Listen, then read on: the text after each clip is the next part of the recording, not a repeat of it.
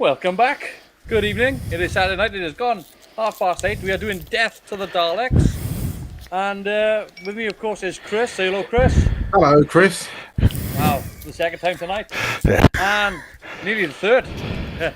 um, and Lucosa, who's joining us again this week. Evening. So we are doing Death to the Daleks. And it's an interesting one. Chris, I'm guessing you don't know this one very well. No, not really. Um, well, what do you know of Death of the Daleks? I know that there's possibly some death and some Daleks in it. Honestly, until we start watching it, I don't know if I've seen any of this. Yeah, it's a weird one. It's only a four-parter, so it doesn't dwell too long on anything. But it's a story that really the Daleks are part of, but they're not really what it's about. Oh, is this the story where the Daleks start using projectile weapons?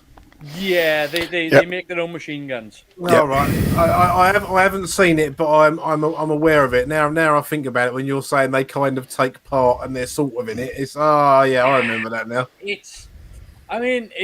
To me, it's kind of. I think we've pretty much had the best of Pertwee's era. I think we've gone past that now. We're into a sort of everybody knows he's leaving, and they kind of. I don't want to say they're phoning it in, but it's not the strongest effort. From what we've had previously, whereby we've had Invasion of the Dinosaurs. This is a step up. Yeah. This is a step up. Let's not shoot this down too hard. Dudley Simpson needs a kick in the ass for this, though. Oh, yeah. It's not the best. Lucosa, you're more familiar with Death of the Daleks. Yep. What do you remember of this show and the story in general? And what would you say to Chris? How would you sell this show to Chris? Well, I think I was a bit unfair on it last week because, at the end I was saying I think this is the equal worst of the, well, let's not call it a Dalek story, let's say of the stories that the Daleks are major characters in. Oh, it's not that bad because that meant I was putting it on an equal footing with Destiny of the Daleks, and there's no way it's as bad as that. But yeah, it is an unusual one because for the vast majority of this, the Daleks are not the enemies. In fact, for a lot of it, the Daleks and the Doctor are allies. I mean, okay, not my choice, but they are. And I was trying to think, like, the Daleks obviously are a major character, but they're not the enemy. So who is the enemy? And the only answer I can come up with is the planet Exelon itself.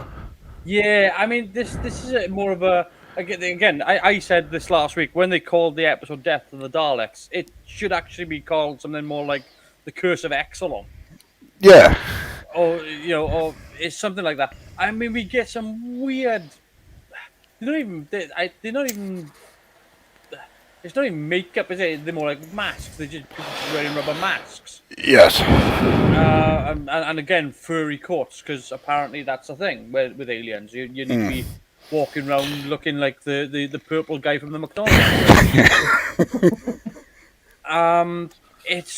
They must have just had somebody must have just thrown out a couple of shag pile carpets, and they must have gone, oh, we'll take us another skip. We'll use this. Yeah. It is a strange story. I think, though, with Death of the Daleks, though, I think they're starting to get a handle on the CSO. I think they're starting to rein it in a bit and use it for what it needs to be used for. Yeah. Yeah, definitely. They're not using it for every shot under the sun. And I think they use it to good effect here, whereby they're sort of painting in new landscapes and trying to make things a little bit larger scale. It's very much filmed in a quarry. Oh, yeah. It very much falls into that. But they do try to make it feel more like an alien world. We're I think stuck in this the is. Oh, sorry. no, go on. I think this is the first story where they tried to do something genuinely different with the Daleks. Because the big problem with the Daleks is they are very limited in what you can do with them. Yeah. Because basically, no matter what the situation is, if you have a Dalek there, you can have any creature you like standing in front of it. It will take one look at it and just think it's not a Dalek, kill it, and that's all it does. So to try and do something different is really, really tough, and they had a pretty good stab at it with this. I think I mean there was certainly a part whereby you felt like, well, now these Daleks are unarmed. What good are they? Yeah.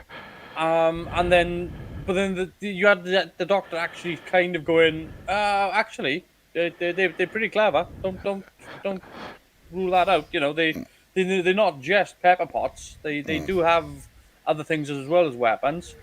So the unarmed Dalek just sounds like a Monty Python or a Spike Milligan sketch.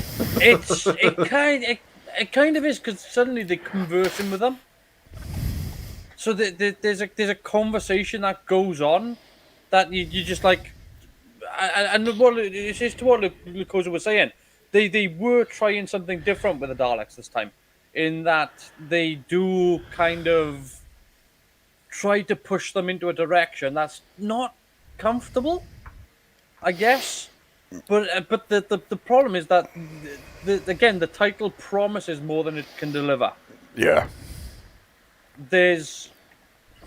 And it kind of, if I was to say anything, not to get too spoilerific, but I think that it plays more into what the next story is about, and I think because the next story is obviously the Monster of Peladon, and that tends to be more about where it's kind of like this is, it's not quite, but it's kind of like this is a precursor to that, as opposed to this being its own story. Because I think like isn't it something like the war with Galaxy 5 in Curse of Peladon, which is leading to the situation on Peladon, where and this is sort of a similar sort of issue, whereby they want this material and the Daleks are like stuck for it, and now everything's out of power. We do get some interesting scenes in the TARDIS, mind. That's quite at the very beginning. By the way, weirdest cold open ever. Like it's like 30 seconds of this guy just like running around, and then it's like, okay, they just cut to the TARDIS. Oh, fair enough. That's a bit odd. So they do try with this, and I think it's a big step up from Invasion of the Dinosaurs, which isn't hard. I think So yeah, it's not setting the bar very high, is it? well, I've got to be honest with you. I think when we done Invasion of the Dinosaurs, I think the previous episode, one of us scored higher than all three of us scored it last week. I'm pretty sure we didn't struggle to get an 8. Yeah, I think you got 8 out of 30. Yeah, that tells you a lot. and I think the previous episode to Invasion of the Dinosaurs was the Time Warrior. Was the Time Warrior? Yeah. And I think one of us scored like 7.5. So I gave it an 8. So me alone scored that more than the entire Invasion of the Dinosaurs total. Yeah. So Death of the Daleks. Then they should have called it something else. I think that's fair to say. We are going to get a lot more Quarry. I will say this. I think they did try to film the Quarry scenes in a way that they tried to make it not look like a quarry, which is kind of difficult. I wouldn't say it worked. Yeah, it's hit or miss. I think there are shots that do, and I think there are shots that don't. Well, you said it opens on the quarry, so seeing as I don't really recall it, I'll I'll tell you what I think of their disguising of the quarry when we start watching. I'd be very surprised if you haven't actually seen this. I think you'll remember it once it gets going. Yeah, because I think that they do try with this, but I mean it's I don't know. We'll have to see as we go along. I think that the thing that is going to stick in your head though is the tootling from bloody Dudley Simpson. Oh yeah. It's not a Dalek tune. It's No. not.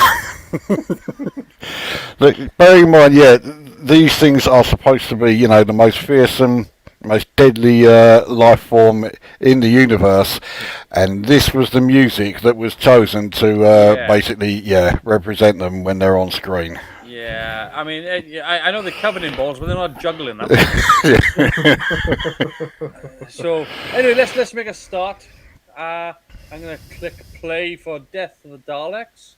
In 3, 2, 1, play.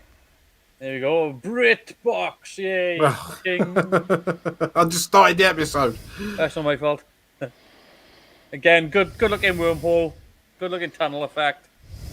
Diddly-ding, diddly-ding,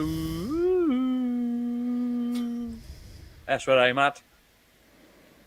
It's a shame that it was only used for one season because it is a good looking title sequence. Yeah, it is. Death to the Daleks by Terry Nation. Part 1? Yeah, that's a quarry. Yeah. No, it definitely is. But I mean, at least they're using a little bit more smoke here. And yeah, there's some dry ice laying around, so yeah.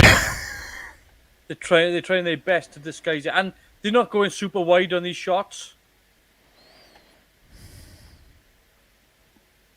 There you go. All right, a quarry with a puddle. Yep. And that's it. That's the cold open. What was the point in that? I don't know.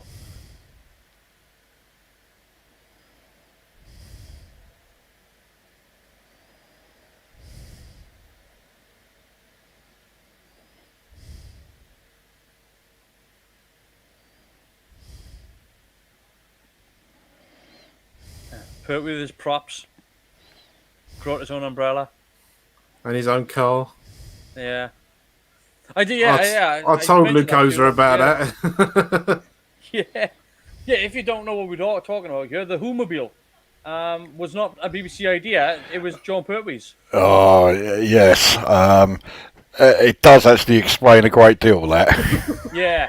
He actually commissioned a guy in Nottingham to build the car. And it can do, I think he said it can do up to 95 miles an hour. I would not want to be sitting in that thing doing 95 miles an hour. Although, I don't know, it's quite low the floor. I don't think it could fall over. Somebody standing behind the box, just giving it a little bit of a push.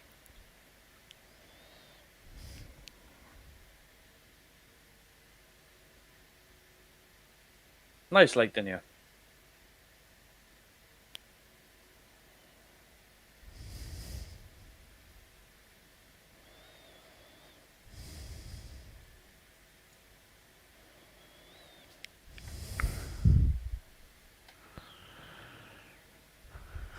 Should be lit like this more often.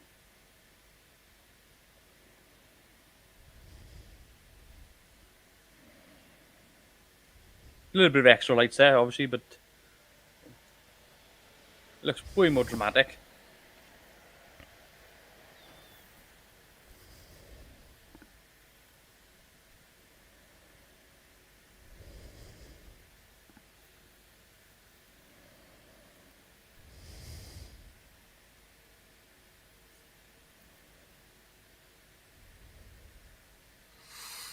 Didn't charge them up either. Yeah.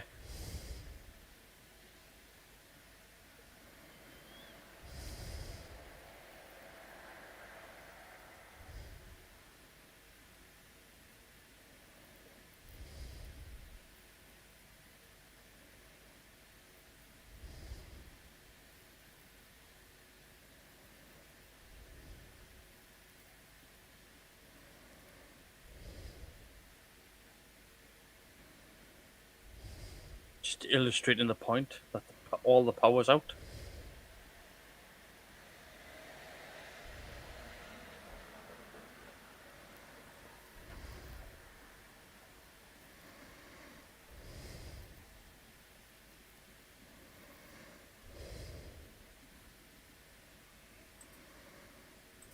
That's probably his oil lamp. He probably brought it with him. That's probably his trunk.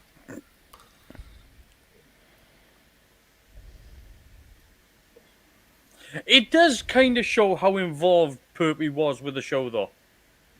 When he is actually bringing his own instruments and stuff to the show, like. Yeah. It must have been a tough decision for him to say, "I'm going to walk away from this."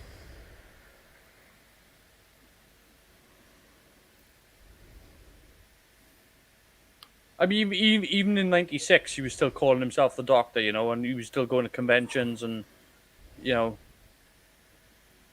Oh, there you are. He just broke the set. Did you see that? The crank handle slipped through the hole in the. Actually, he was turning and just pushed it through the set. It was like, ah, no.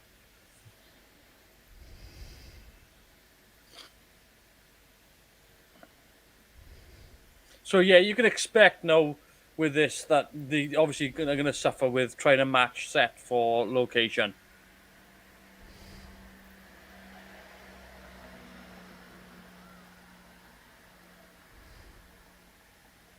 It's a rock. Dwayne Johnson.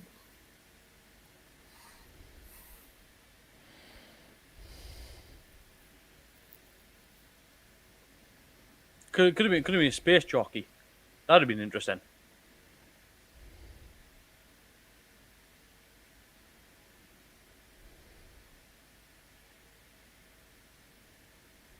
I mean, there is a theory out there that Alien is actually in the Doctor Who universe. There is. Yeah, there is actually a whole thing of that the Alien is in Doctor Who. Okay, you gonna explain on that at all? It has to do with the Weyland-Yutani Corporation and the fact that they're setting up colonists on the planet and everything. And it's just that I'd have to go back through it, but Oh, right, okay. it's just like because it's supposed to be that Alien, Predator, Red Dwarf, and Doctor Who are all the same universe. I get the feeling somebody had a bit too much time on their hands. Yeah, but I have seen it tie it all together, and it's like, okay, that makes sense. Oh dear. Well, no, because apparently, like the way they tie it in is that Red Dwarf is made by Weyland-Yutani Industries, which are part of the Jupiter Mining Corporation. So that gives them Red Dwarf. Yeah, it goes through it all, and it's just like, and it lines up timelines as well, with episodes set in Doctor Who, which is set on certain planets.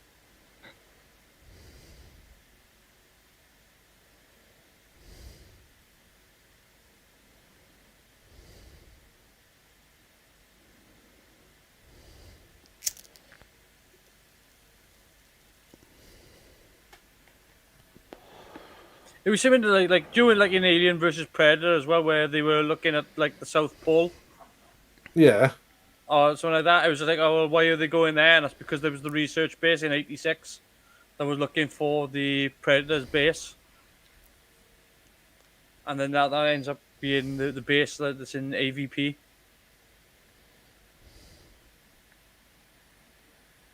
It's all sorts of stuff. It's quite quite thick, quite dense to work your way through. They've done that with quite a lot of films and television shows, ain't they? Are interlinked them all. Yeah. By what is more often than not pure coincidence. Yeah, well, the other thing was that, like on a previous adventure, the Doctor had encountered somebody that looked awful a lot like John Hurt, and that's where the Face of the War Doctor comes from.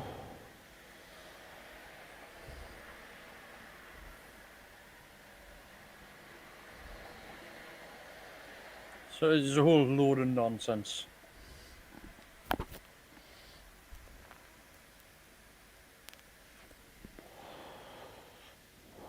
See, I think when it's like this, they haven't done a bad job of hiding the fact that it's a quarry. No, I don't look too bad with the smoke coming out the ground and that. Yeah, it's not awful. It's not awful, no. I think that it's when it gets to wide shots.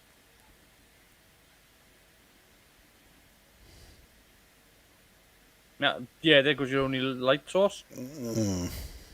See, that's quite extensive.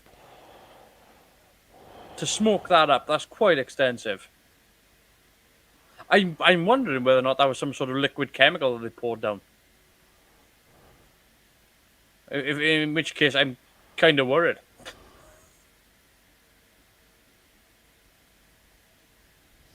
Because that's the only thing I can think of is that there were a couple of chemicals that they mixed together to make it smoke. I can't believe that's piped in.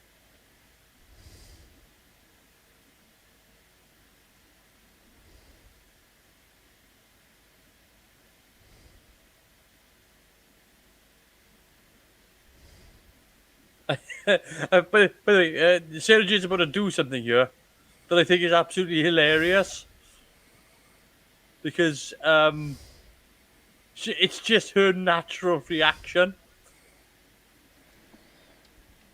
Now, obviously, there is somebody in the TARDIS, right? Yeah. Wallop, wallop, wallop. Like he's like, he could have been there for like help. like for all we know, this guy could have been dying. We don't know. Well, he certainly is now. Her first instinct was to bloody cave his skull in. He's like, oh, she looks like a nice girl. Maybe she can help me. Ah! Boom, boom, boom, ah!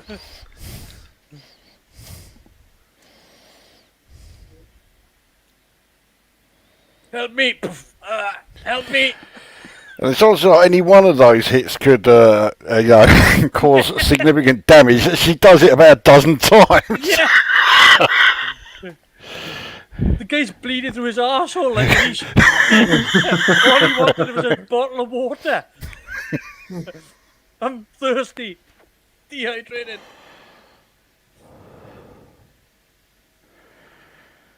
Yeah, so... a group of, what would you call them? Sand people?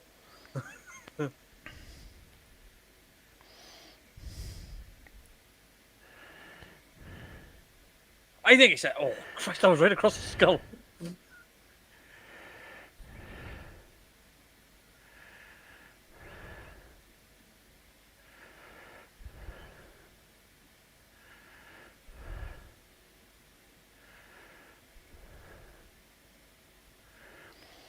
Not the most invigorating action scene. No, I don't remember the lighting being this bad either. I mean, I guess they're trying to match the studio. That's what I think. I think it is that they're doing. But I think that they probably were doing a day for night, so they were probably using a much less sensitive film. I'll tell you what, apart from obviously the film grain, they haven't done too bad a job matching it up, to be fair to them. It's difficult to say which order they would have done it in, actually. I don't know whether or not they would have done the film first and tried to match the studio, or done the studio first and then tried to match the location. I've got a feeling it would be location first. Yeah, that makes sense. That doesn't mean the BBC does it that way. No, no, no. Just because it makes sense. See, that's how they should be using CSO more often.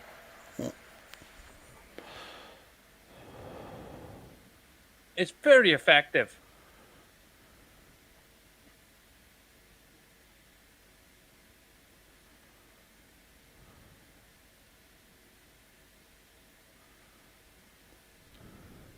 Yeah, certainly some of the best split screening I've seen, for quite a while. Yeah, it's not bad. Again, it's shots. I think it's shots like this that give it away as a quarry. more than anything else when they try to do these wide shots and they're exposing it for what it is.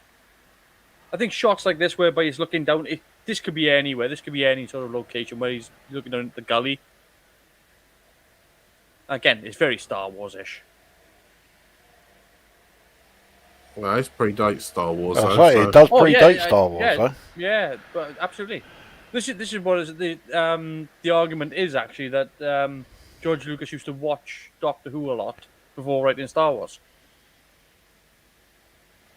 Because if you look at some of the themes and vibes and everything that he puts into the story, you can actually edit a lot of the Pertwee era stories into Star Wars.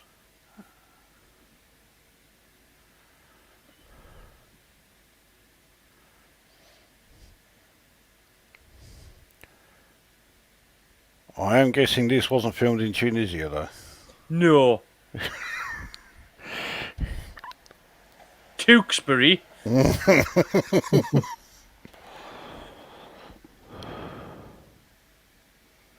I've come to help you with a stab Everybody like. That was a bad wig on the stunt double, by the way, there. Yeah, it was terrible.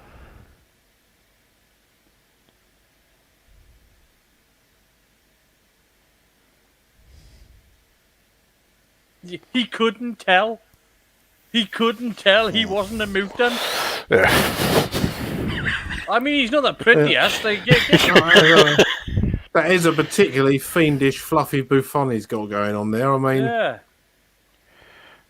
He didn't look like a balding, google-eyed, rubber-headed freak. No. no, that's my job.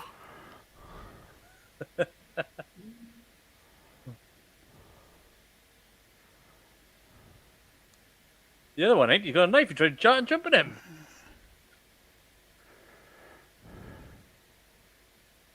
Standard play. If you hear anything, attack it.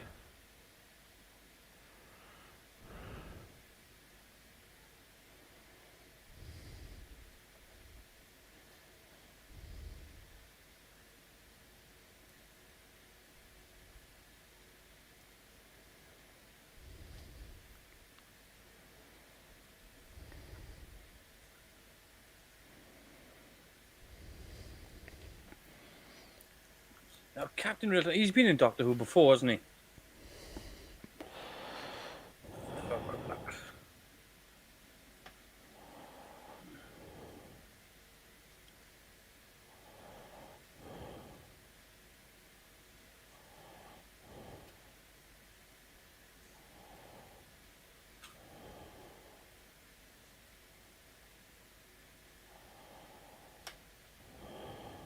How could you be a Marine Space Corps?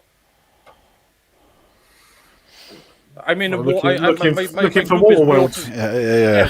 Watery vacuum.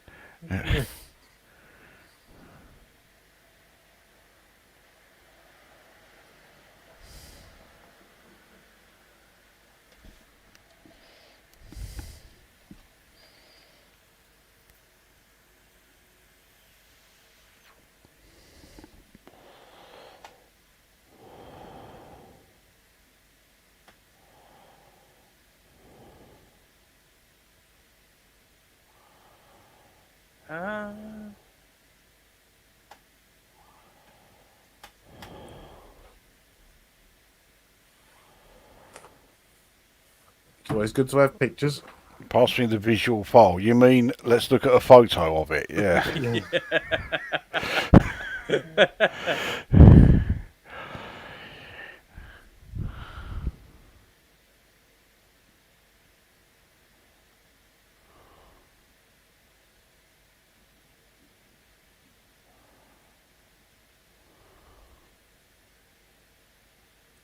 So, let's look, yeah.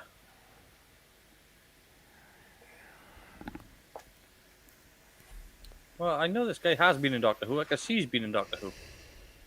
I'm watching him in Doctor Who right now. So why can't I find him? Aha! Which guy are you looking for? I believe. Well,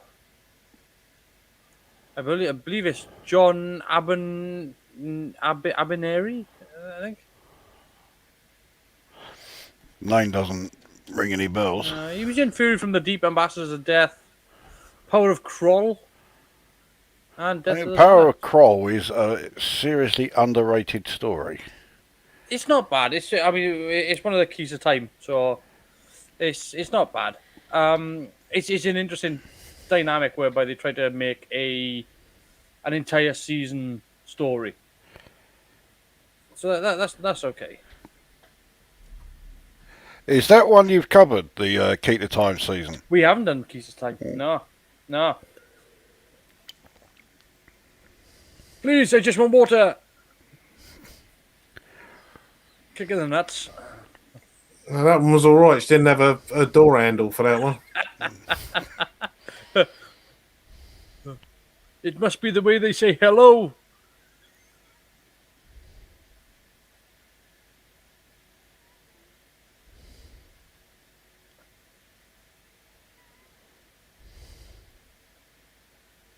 Right, let's have a look. Yeah, full cast. Yeah. Well, I've got the cast list right next to me. If you have questions, I bet John bloody cooked that food as well. John Pertwee's can of smash.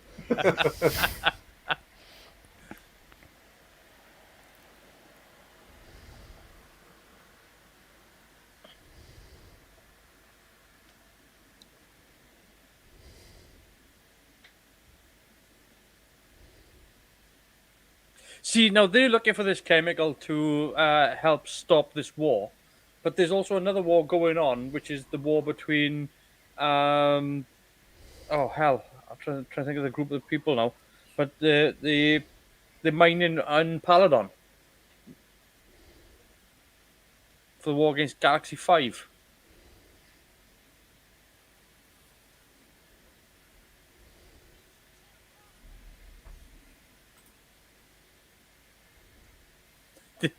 Now, you might have noticed some of the problems with the editing here, whereby this guy just bursts in and just starts yelling without seeing him come in.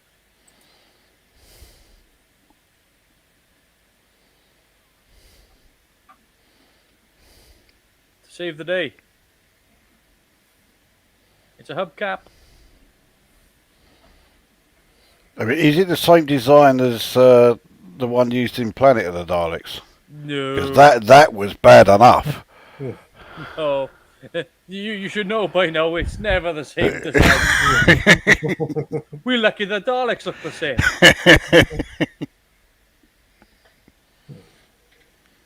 Well, Well, technically come on, they even- don't even in the- this. Even the Doctor don't look the same as when he started. Yeah, they keep changing all the time.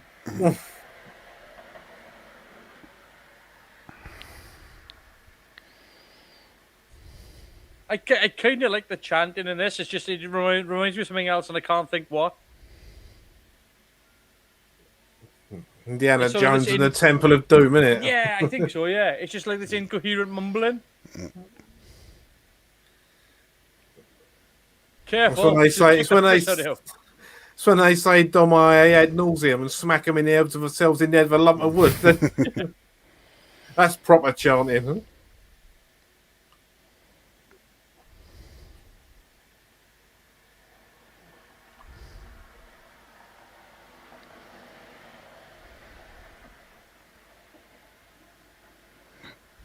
What a surprise. So if I had a penny for every time sacrifices were going to be made in Doctor Who, I might have 20p by now, but it is really overused, isn't it? Oh, yeah. Again, in this era, it's sacrifice and mind control. Yeah.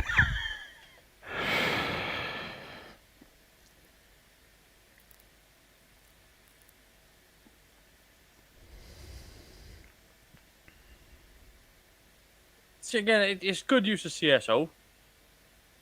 I don't think the perspective's quite right, but I mean, this is early day stuff.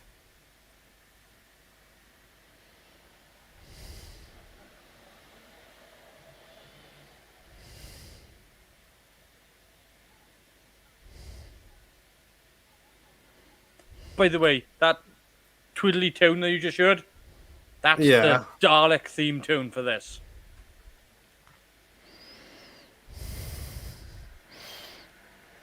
There we go. That weren't the best Dalek theme tune ever, was it? Oh, it's gonna persist. Yeah, yeah. Believe me, you'll have that piece of music burned into your skull by the end of this. Can't wait. Yeah. But yeah, you know, I mean, again, production-wise, I think it was doing all right. I think it's trying. Coming to the end of this episode here, I'm about to cross the BritBox threshold on Zach. 3, 2, 1. BritBox ting. Created by BBC. And diddly-ding, diddly-ding, diddly-ding, diddly-ding, diddly-ding. Again, I would love to see. I would love to see this particular one redone because where they've overlaid certain effects, it doesn't quite match up, and like again, where that mask doesn't exit the camera properly, it's little things. But I'd love to see it like reshot.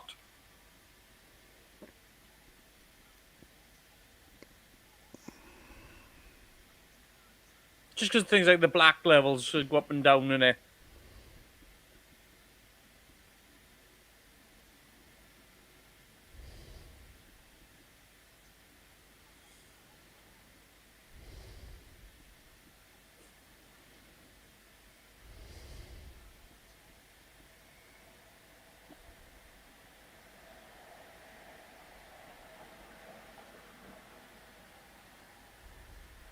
Yeah, just kidding. Fire.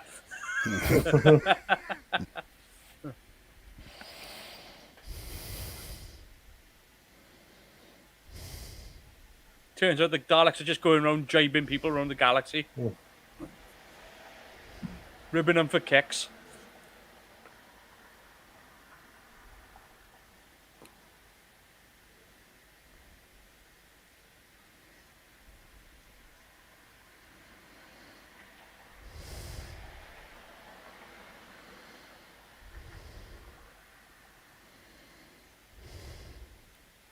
Now, I don't want to point out a huge plot hole here.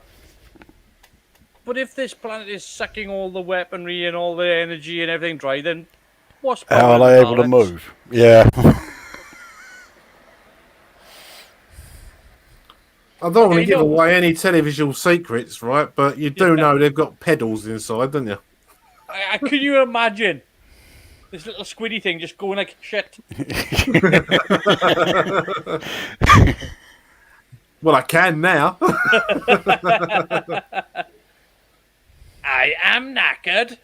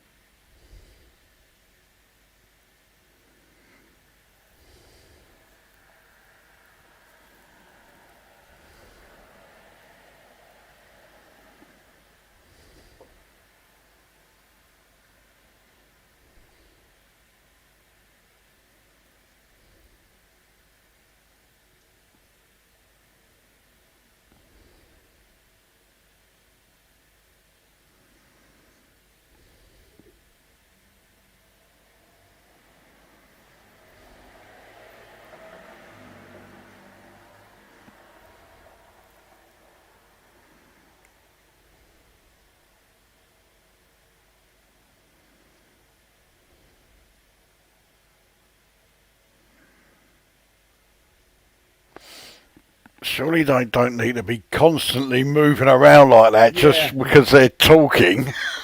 Yeah. Well, the other one's out of energy. Yeah, yeah. The other one got affected by Exelon more than the rest.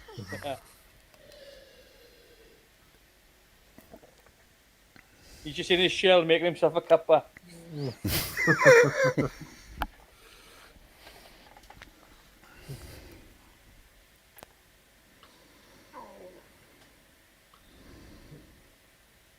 Dalek at the back don't work, so now he's just a vending machine. Yeah. Oh dear, that's not gone well, has it?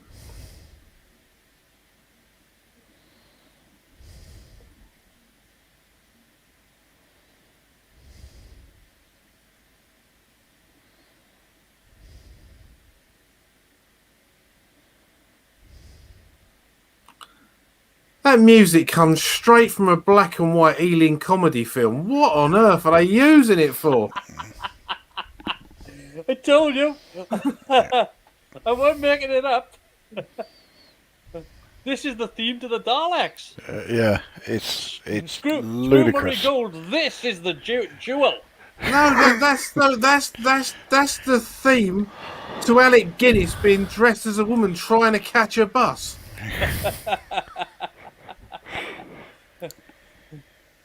It's Kato sneaking up on Peter Sellers.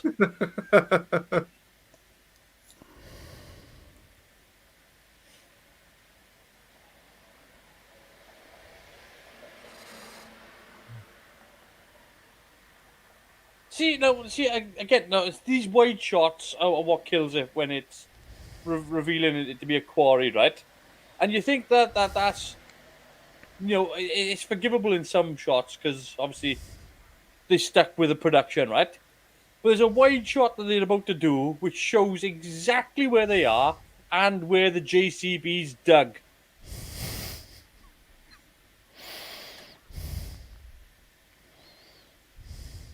See, here you can't quite see it because it's just people firing arrows into sand.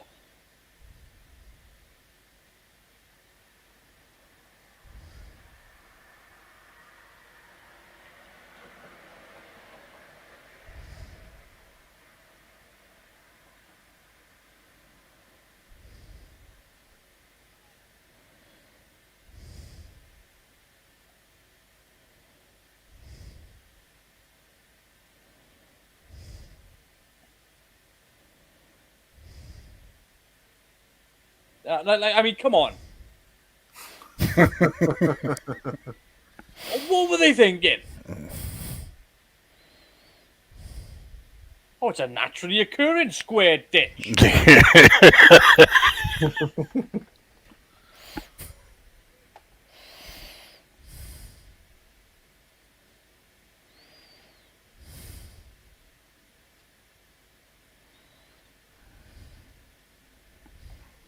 Oh, you got me. Nah, just kidding.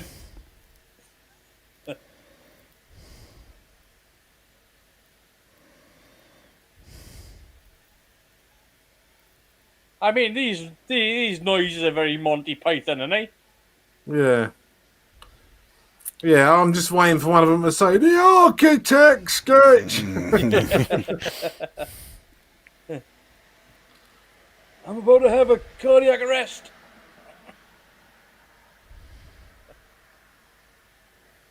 No, they learned that beating technique from Sarah Jane. They were pacifistic until then.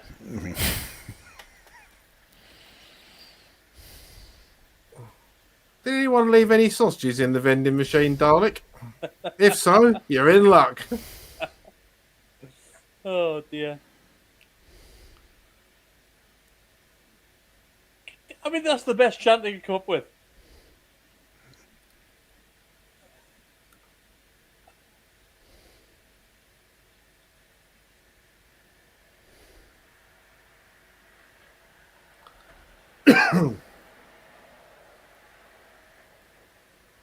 Oh, well, I'm sold. Let's see, they've got all these arrows behind them that they can just pull out of the ground and use as weapons, and they're just going to go, wow, we're gun, bear.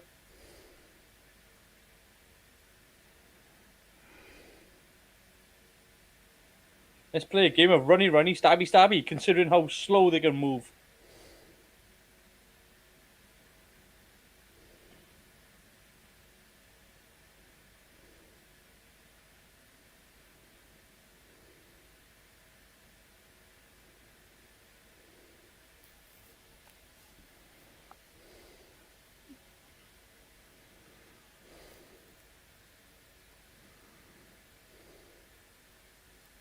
They're still chanting. This is one hell of a sacrifice they got going on there, isn't it? Well, they got to get through all 300 verses first.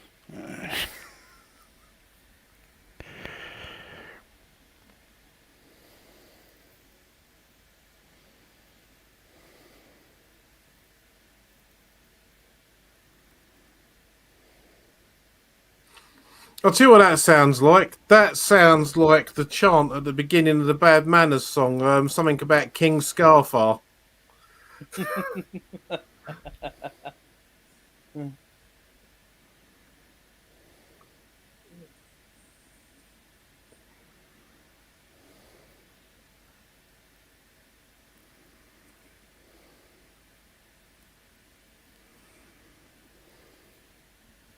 She beat the shit out of Jeff.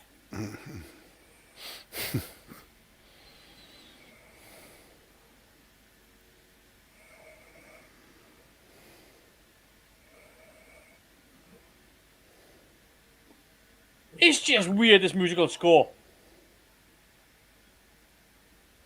Like, just hang up the telephone. There we go.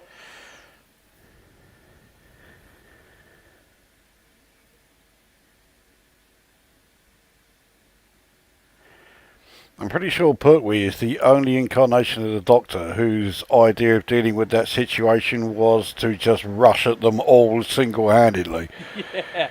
Yeah. Clearly, he didn't complete his Aikido multi-attacker classes.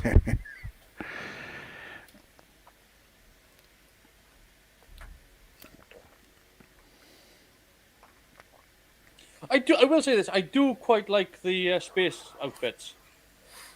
Yeah, they're not bad. They're well They're made. not. They quite a neat cut, and they're not silver. They're not robots of death. That's what you're saying. Oh no, they're not that.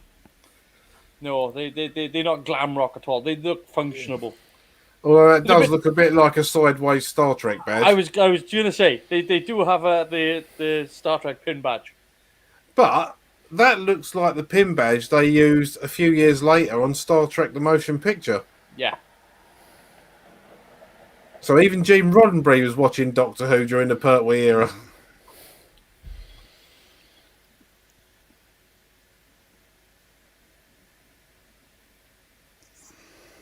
No, I do quite like the outfits though. The outfits, they kind of remind me of Forbidden Planet.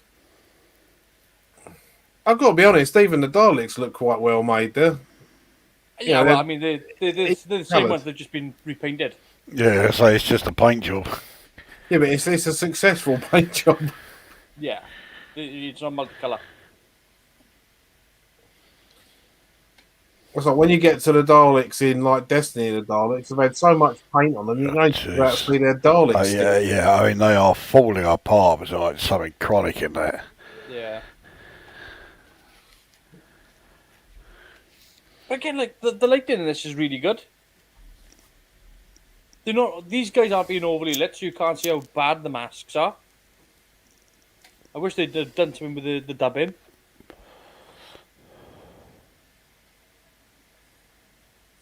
You will stay here. And the only time they had an actor who was able to actually project his voice through a mask like that was when they had Peter Pratt as the Master. And of course, with him being an opera singer, that was the only way he was able to do it. I do like the touch that they are testing this on TARDIS models. Yeah. Where do you fall with the Daleks with machine guns, though? Would you? Is this something that you would like to see more of, less of? Because obviously, like the Daleks have moved on. They clearly evolve all the time.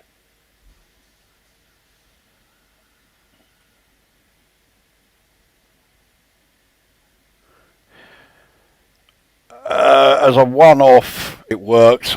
Yeah, keep it as a one-off. Yeah. Yeah, they need that instant death, for want of a better phrase, ray gun, don't they? Well, I mean, like they've always evolved, haven't they? I mean, they started off not being able to move off copper. then they put the radar dish on the back, and then they were able to move independently, and then they were able to they upgraded then, so they were able to function. Then they were able to float. Then they were able to fly. So the Daleks do progress, and then they get to this Dalek for the Time War. Then they done the Paradigm Daleks, the new Paradigm, or the Power Ranger Daleks. Yeah, Teletubby Daleks. Which I know they've gone back to sort of. I believe they've gone back to the Time War Daleks again. I think it's time to move on from them though, because they leave the Time War go. Why? It's only been 16 years now. Keep it going.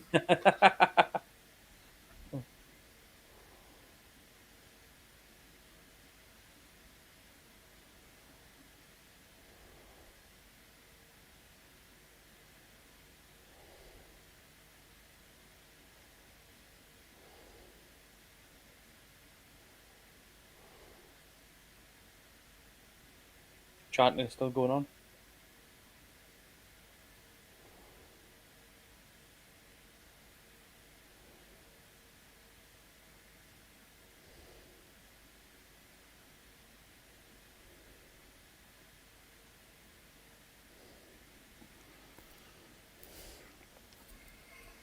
Looks like it's going to be death by marshmallow. I mean, given that they were firing arrows at them earlier, I'm pretty sure there's a quicker way to kill them. Rather than throw an opera singer at them.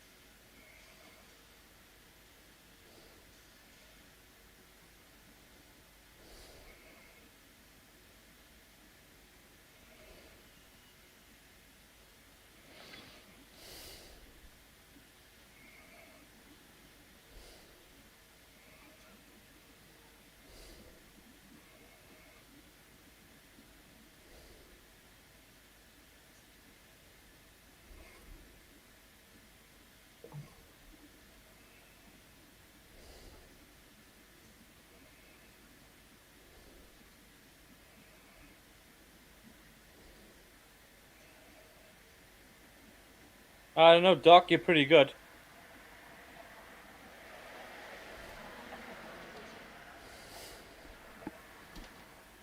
Technically, they're bionic.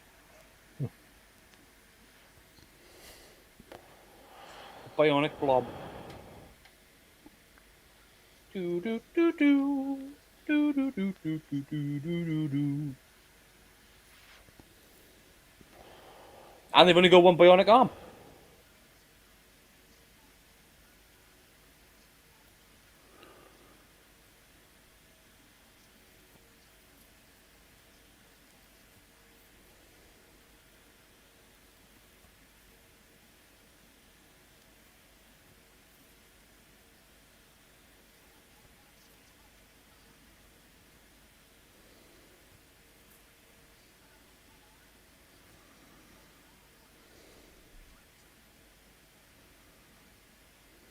Yeah, weird jump cuts. Yeah.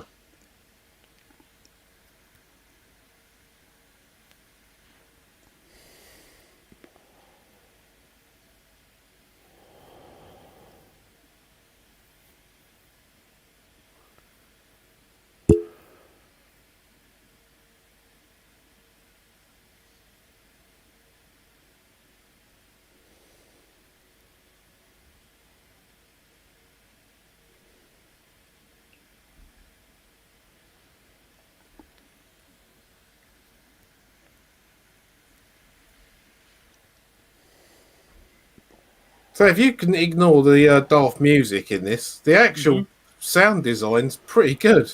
Some of the sound effects and that. It's not bad. They do follow through with it on quite a few stuff. Again, the production I think is pretty good quality. Like the lighting in this show with the Daleks and the Exelons, the lighting here is really well done considering. Well, you got to remember what they liked in it for as well, which is about probably 150 ISO film. I maybe 500, maybe if they're using nighttime film. And considering they've got live flames on the stage as well, I mean, it's not bad. Yeah. Well, I mean, I would have said that they are using night film for this. I mean, it would have been kind of a new technology back then as well, and they were playing with a lot of new stuff. But like things like that, like with the dry ice falling down the back, just raining down. It's really well done.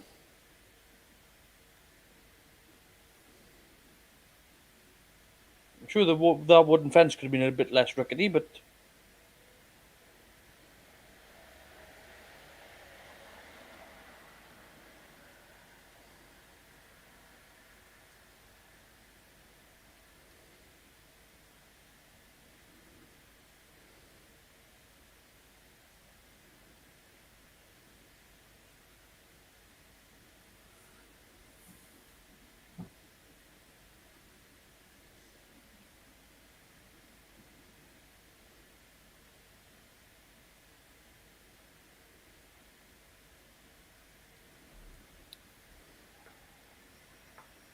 it's a good life.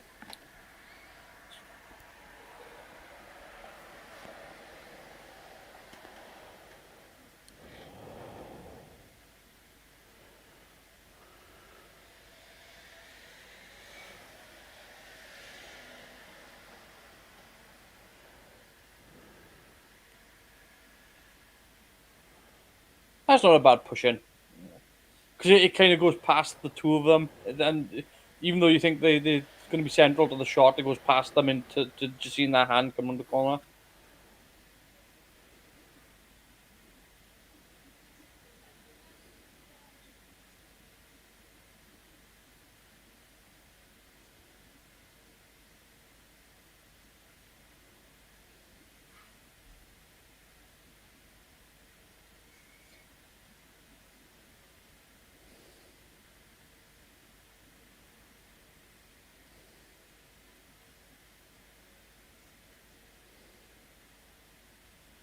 Whoever lit those candles.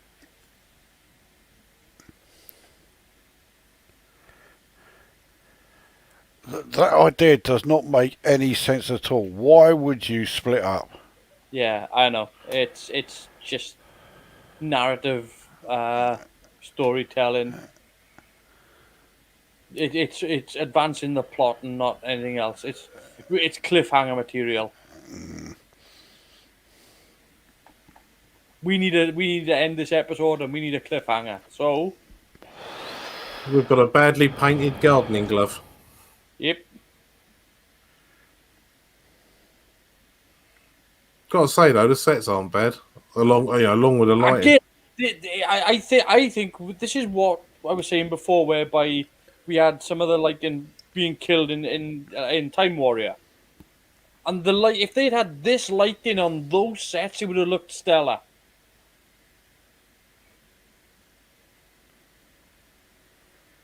The lighting here is 90% of this set. If this was lit the same way as the Time Warrior was, this would look terrible. Now, going by the music, I'm expecting Mr. Ben to turn up. And there he is.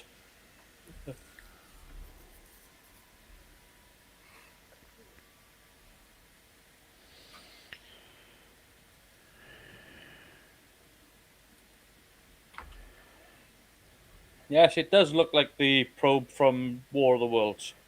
Yeah, it looks a lot like the probe from War of the Worlds. Well, no, like I said, the production here, you can clearly see that they are making an effort for the production, and the filming of this looks pretty good. Yeah, I This, certainly can't knock the production on it. well, Colin Green was the production designer on this. So look, yeah. Oh, here we go. One sec. I've got BritBox. Ting. Presented by BBC. Diddly-ding, diddly-ding, diddly-ding, diddly-ding, diddly-ding, diddly-ding, diddly-ding. There we go. Doodle-doo, doodle-doo, doodle-doo. So, the film cameraman on this, which was Bill Matthews, he was a general film cameraman for a lot of things. This is one of the only things that he done was this in Green Death. For Doctor Who, but I mean, he did following this. He did things like Omnibus, Only Fools and Horses, Grange Hill. Did you say Only Fools and Horses? See, Yeah. Nicholas Lyndhurst link there, mate. If you're gonna try to make that sort of link, you could pick any British actor. And the studio lighting was actually done by Derek Slee. Now that's unusual because they don't normally list lighting. But he's been the lighting director on EastEnders, on. Let's have a look, yeah. Again, Grange Hill.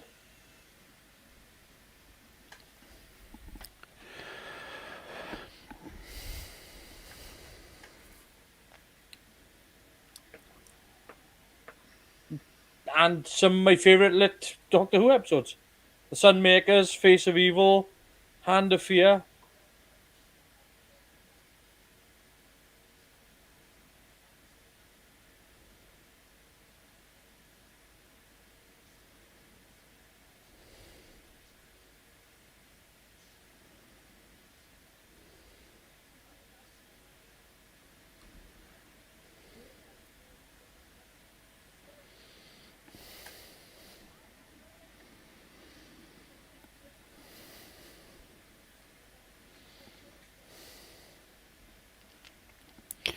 Just to add, at the end of this episode, you get the cliffhanger of all cliffhangers. Oh yes. Oh yes.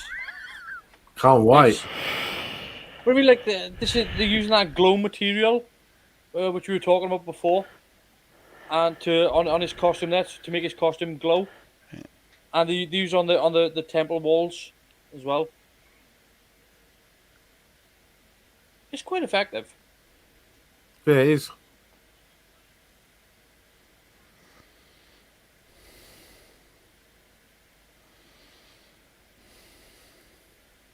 It's a shame it's kind of a cack design. And what is Sarah Jane gonna say? I was rescued by two naked people.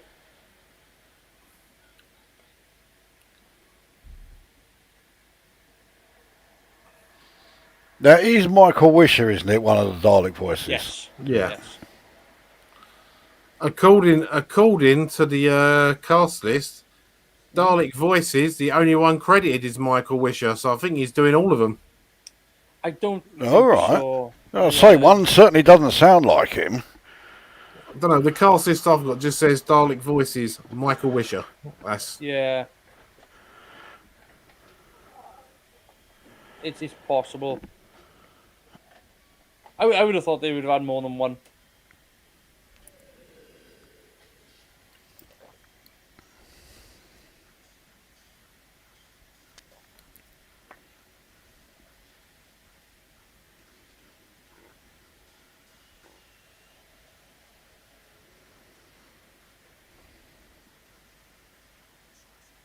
It's poking it to death.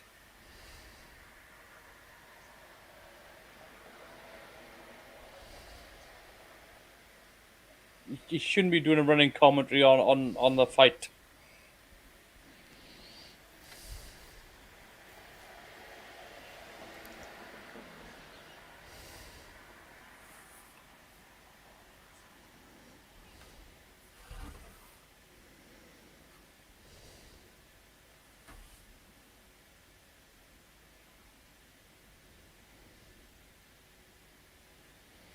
Dude. And that music, Jesus Christ. I know. It's...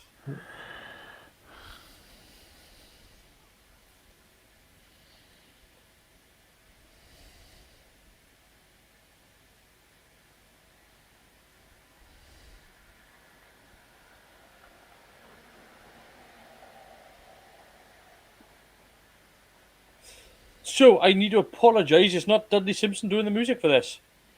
It's the London Saxophone Quartet. Well, that would explain the woodwind obsession. Written by Kerry Blyton.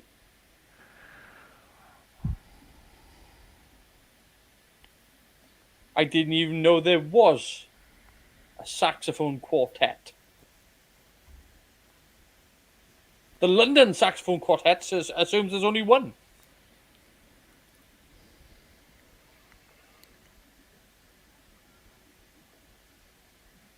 Oh, apparently we've got silver-coloured Daleks in this Yes. because Michael E. Bryant wanted to capture how they looked in black and white on colour film, so that's why they went with silver. Which is that's It's not fair. bad. Yeah, This it's not a works. bad idea. Yeah.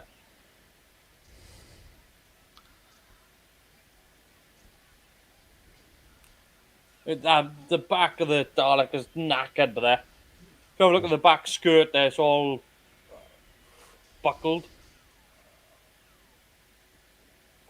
Oh, it's got that classic Western Ricochet sound as well. You can't have shooting with weapons without that. It's missing the Wilhelm screen. That's pretty much it.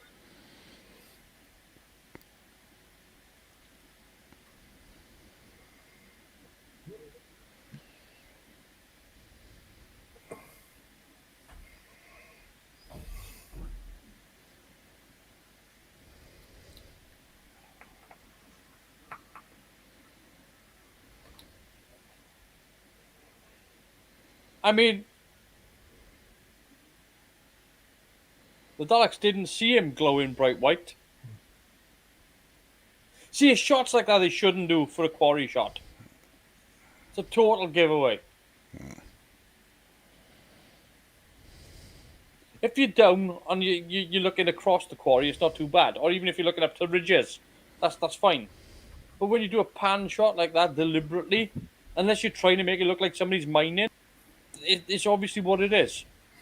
Well, technically, is it a quarry though? Because the actual location is called Hanson's Aggregates Sand Pit. So they're actually filming in a sand pit. It's a quarry. It's a sand quarry. I'm only going by the actual title of the place. It's a sand pit. I got a feeling that's where they done Attack of the Cybermen.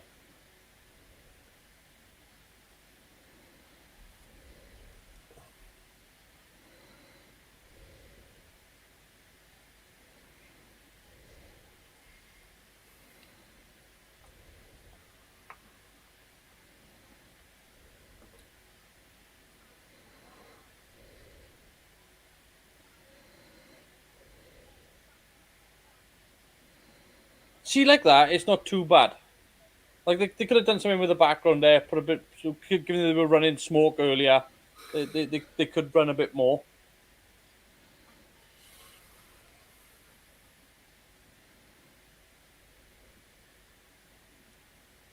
And shots like that, where they're filming around it, so it's not.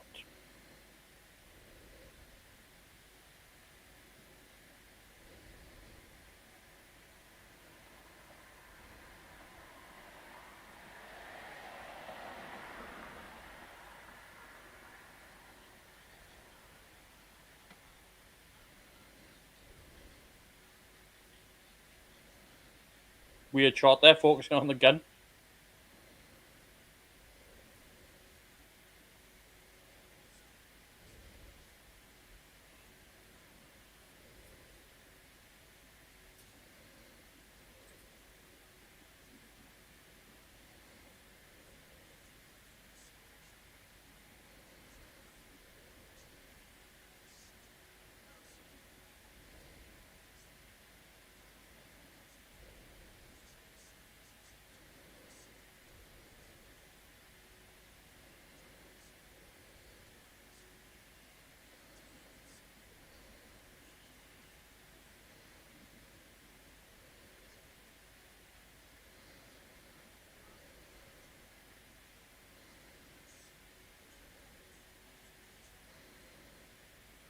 It's quite a broad sci-fi idea.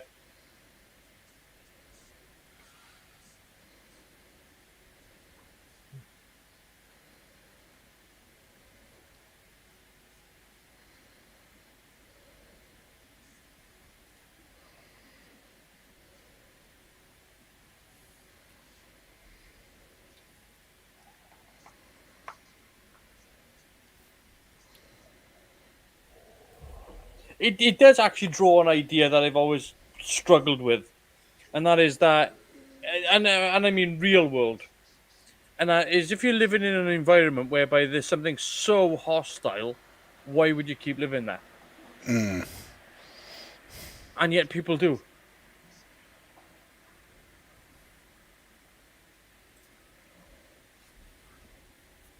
You know, we got regions of the world whereby it's off limits to go there for a holiday. You know, you would never want to go there, and yet people still live there. Well, I suppose a lot of those places do tend to be poverty stricken as well, so you wouldn't have the money to be able to move anyway. Yeah, I get that, but I mean, like, you know, places like Homs and in Syria and places like that, you know, it just people are getting bombed out of house and home, and I don't know, you know, there's still people living there. I don't get it myself. I know it must be difficult to leave those sorts of areas, but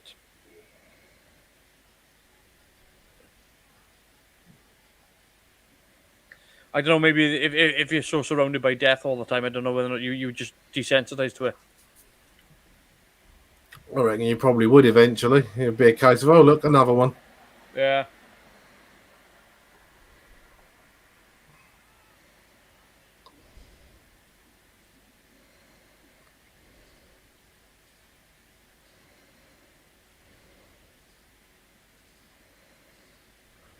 I mean, should you be going in there with all that canvas on in the first place?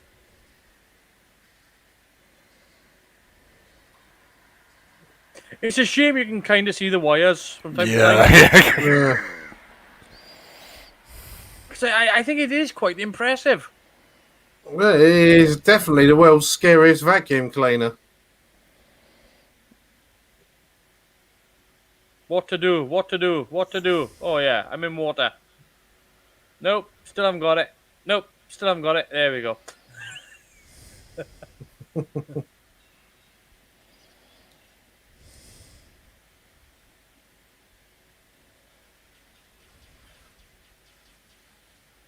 But I like the fact they mix in effects here. That it's not they're not relying on any one thing.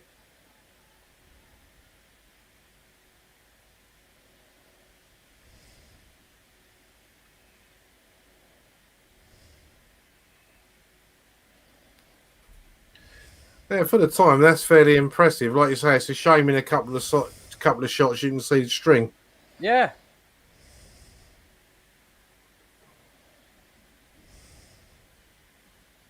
I would have said most of this is a really good effort.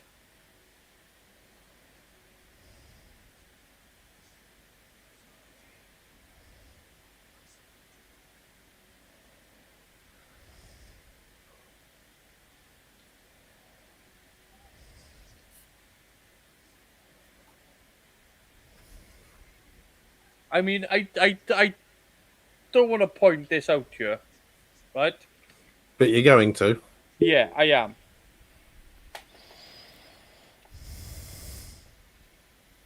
Now, I this is what the markings are on the wall. See if you can guess what the other line is. Hmm. I don't know. I mean, it's a bit tricky. I got a rough idea. But that is literally the markings that are written on the wall. So see if you can guess where the next line goes. Well, I mean, looking at that picture, I know where I'd put the next line, but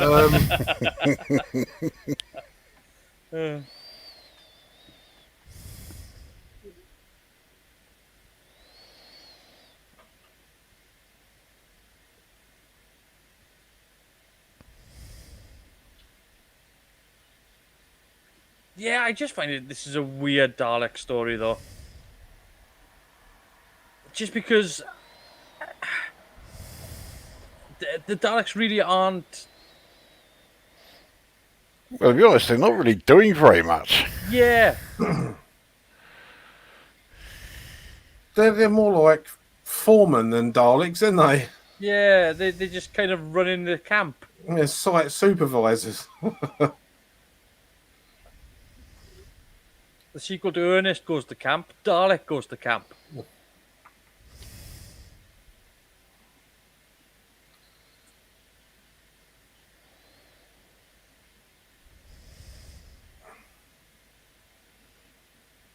Surprised we haven't had a bright pink camp Dalek yet. Just saying. No, give it till season 13.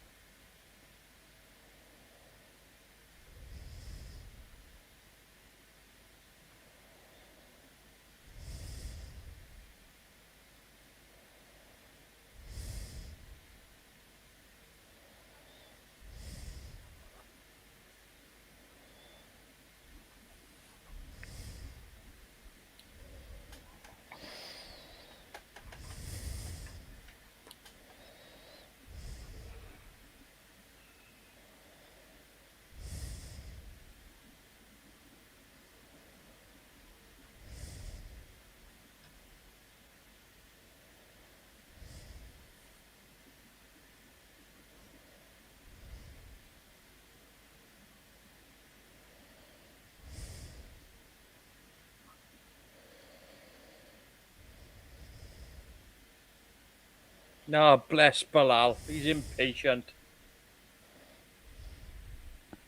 Dalek's there ready to kill everyone, and he's impatient. If only he had cotton socks, he could bless. I think it's a shame he's not stood there doing that on his stick. Yeah.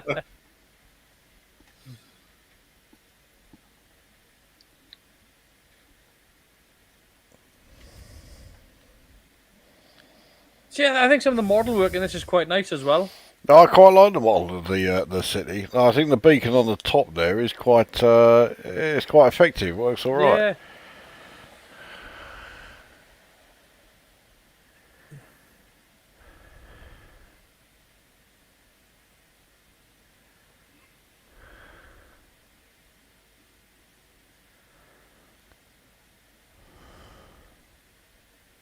And yet we are right here. I live here.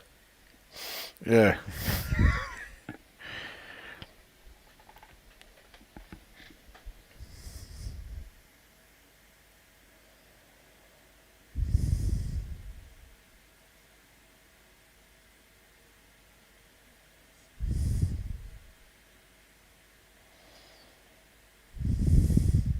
And that's glowing at the same rate as the things on his body. So is that an Because actual it's off. physical thing?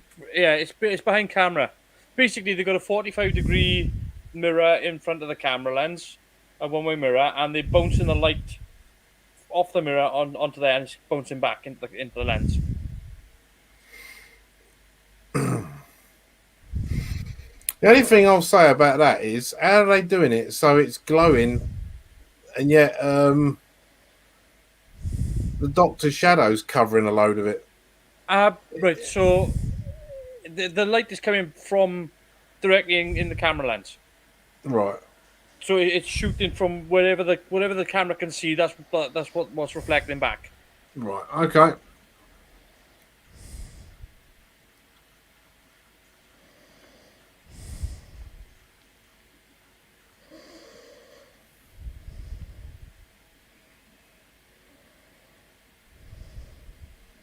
Again, it's not an expensive paint that you can buy. It is temporary though. It is a paint that once it's on, it'll come off within about a couple of hours.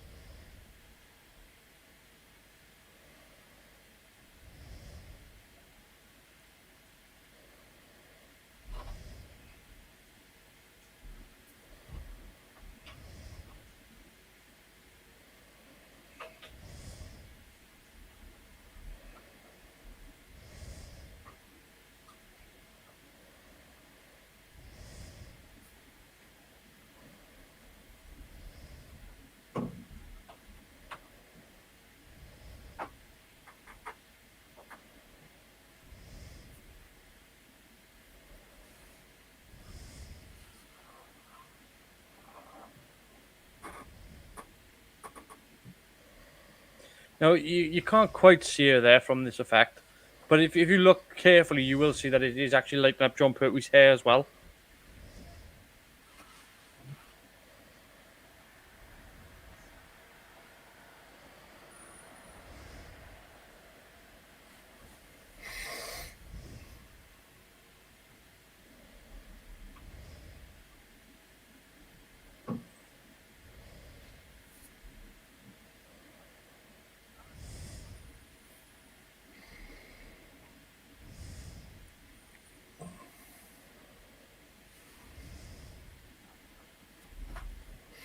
So, how do you rate the costume on Bilal then? Because it's not the worst I've seen. It I don't mind the costume so much as the neck area. Yeah, that is not good. Yeah, and I'm not really sold on the glass eye sockets.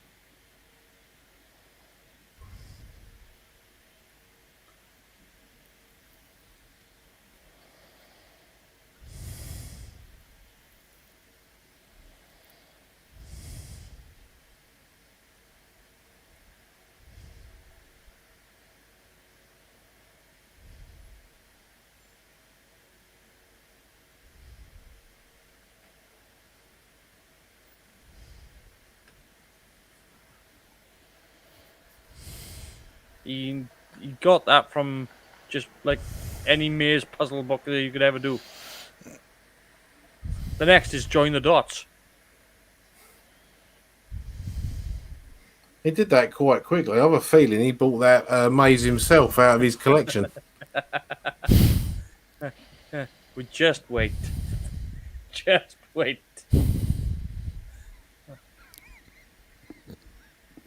Lukuja knows what's coming. Yeah.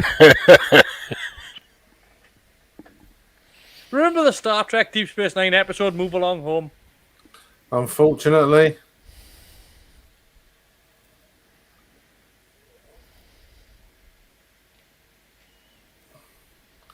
Does it involve a funny song and a silly dance as well? Well, it doesn't. No, it doesn't get as far as the funny song.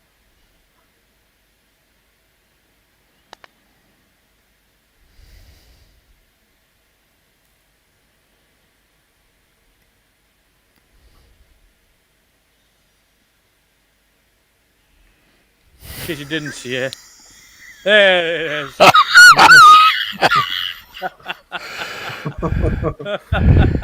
Well, the deadly tiles there. Yeah.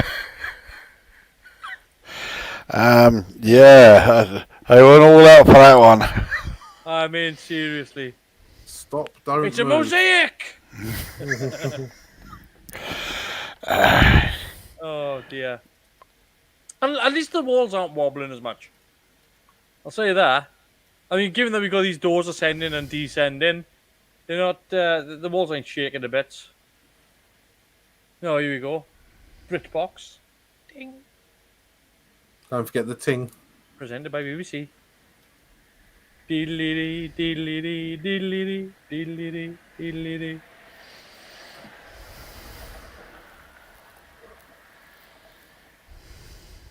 Yeah, watch this now, right? So the doctor lights up there, and the mask passes over the camera, but it stops on his left-hand side there. Yeah, I'll see it. And it's just that they forgot to take the mask out when he went out to shot. Yeah, watch this door doesn't quite go down to the bottom of the floor. Kind of goes down and then there's a gap. Yeah, big old gap.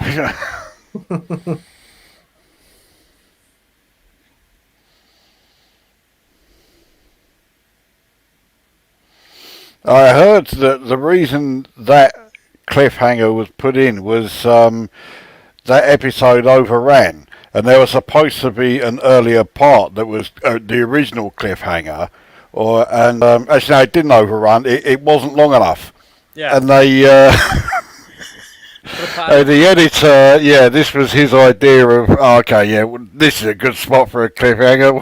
We'll end it here.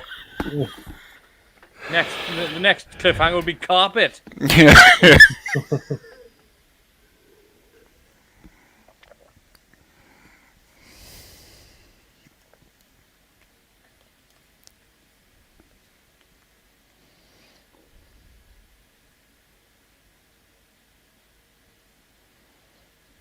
But Jehovah starts with an I.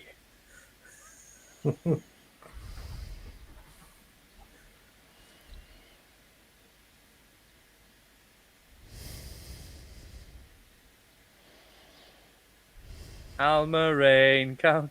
Oh, Stop it. wait till you see the Daleks do it. Oh, they're great at it. Dalek hopscotch.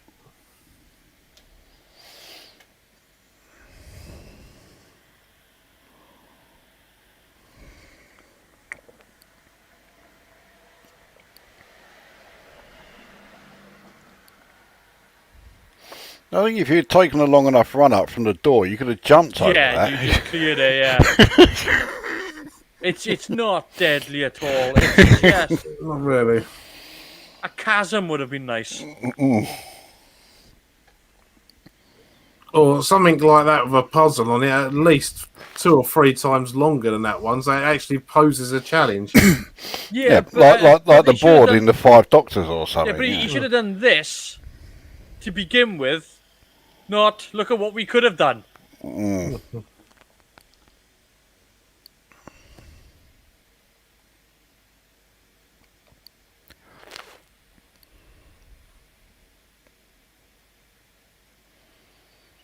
Like, he's just taking this poor sod through this maze.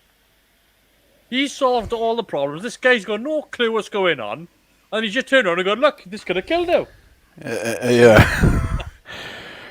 Shouldn't he have told him that before he went, don't tread on the red? It took its time, but the door got to the floor that time. Yeah.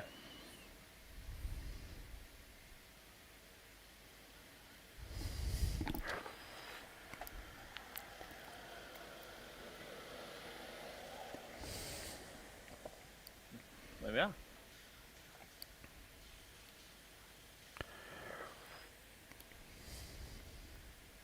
I taught that floor a lesson.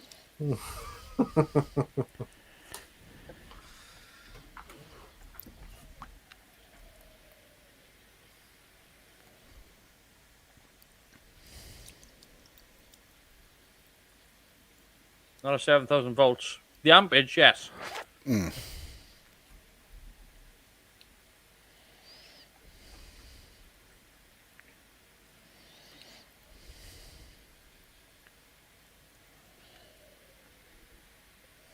I mean, it's good that they pointed that out.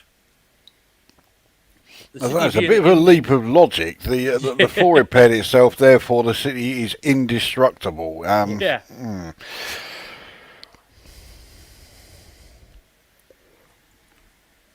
Yeah, I think that his costume is suffering from the neckline, I think. Yeah. I think when I asked you that question, what you thought of it was a different kind of shot, and it was more on his face. But yeah, I mean the eyes are a bit odd. Yeah. But that's the problem with these masks anyway for all these creatures. They make them very googly-eyed. Oh, wait till Monster Peladon. Well, one of them's even got a lazy eye. Like one of them's Oh, looking one way and his eyes going the other way. It's really. And I you seem to can't- remember the Master and the Deadly Assassin had a little bit of that. Yeah, but he was kind of looking like that. Whereas the one in Monster Peladon is kind of like that. I'd say it's a good job. Liz Sladen weren't wearing a yellow t-shirt or a yellow top in this because she looks like she's in the brownies. Yeah.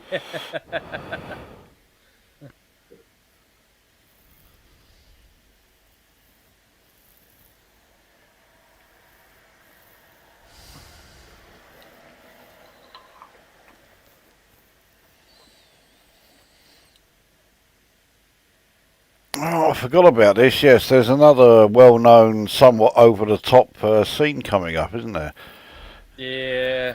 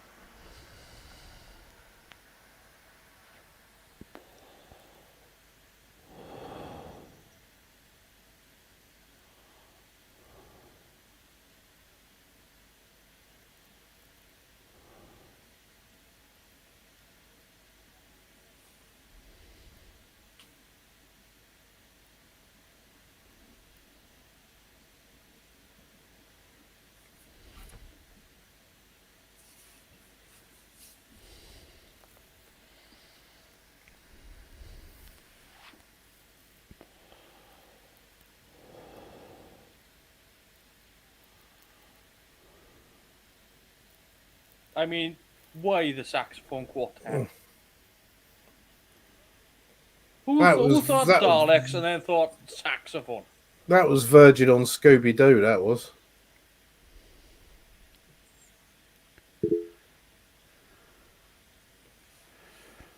I'm not sure it is a saxophone they're even using. It sounds like an oboe. It could be, yeah. And it's just, the oboe is not the instrument for, generating tension, in music. No. No. I mean, it used well. Had they gone with the sort of the Jaws theme. Oh yeah, true, You but can. I don't ever recall anyone having recorded Shat themselves listening to Akabilk. No. It's possible. I'll be Mr. Pedantic here. That could be because he was playing the clarinet. Yeah. Well, you obviously haven't got the house mix. No, I'm quite glad about that. Clarinet, oboe, what's the difference? You blow down and they tootle.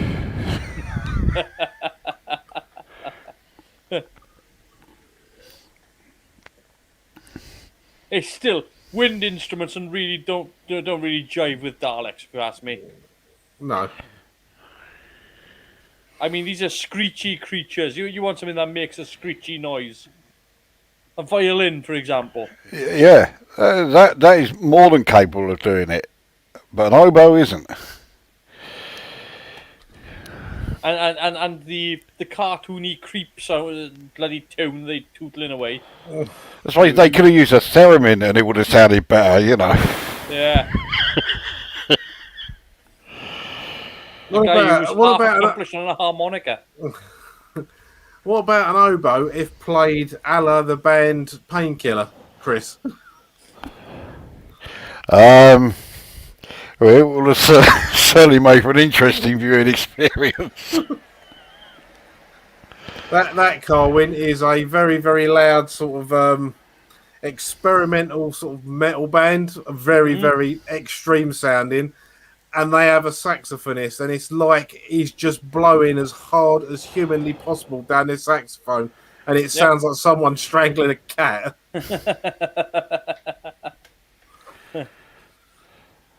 But I mean, it's just a miscue, isn't it? It's a It big. is, yeah. Up, back to the Mylar. That is painful. Yeah.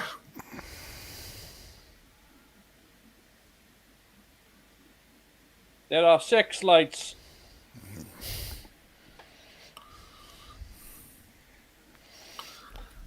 Four.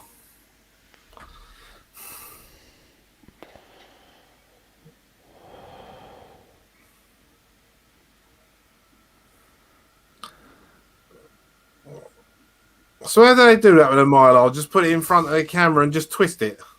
It's basically, yeah, he's being he's reflected, and basically somebody's standing behind it and they're just pushing it. Right.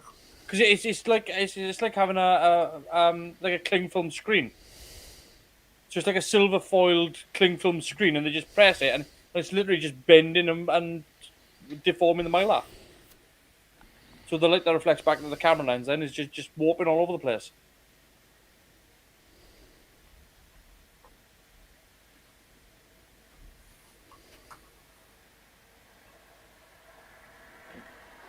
Again, back then it would have been like a new toy.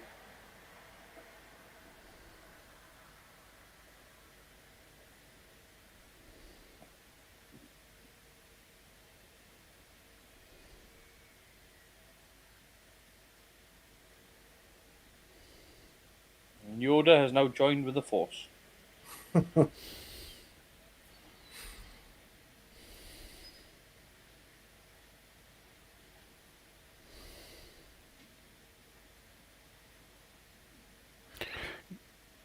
Given the size of that city, it didn't take them very long to get to, the heart of it.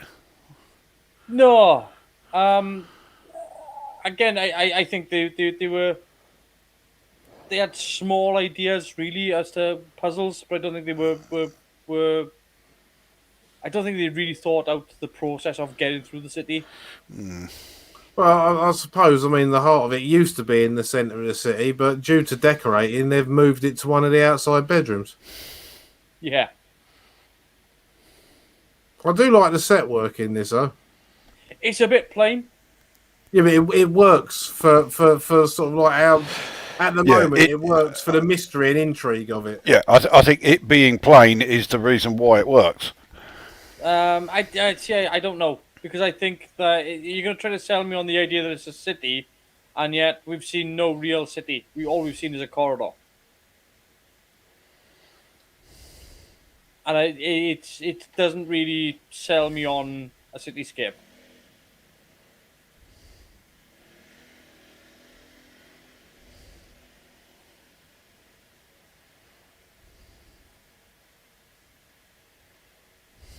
Like I think the model works well enough for a city, but I think the set of a corridor and a plain painted corridor that doesn't really do it for me. I would have liked, given that they had those glyphs on the outside, I would have liked to have seen those glyphs down the walls. So we're repeated all along. Yeah.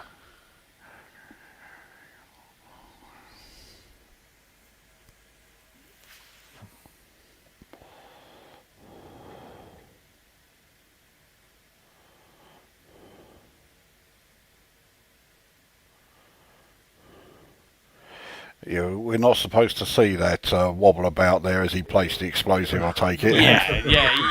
You almost pushed it over. Yeah, he pushed it over. Yeah.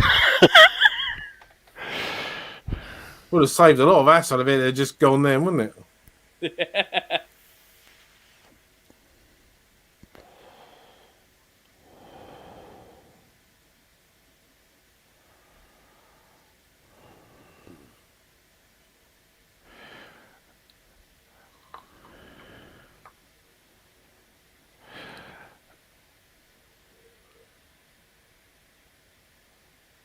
I find this story to be pretty weak on the supporting characters.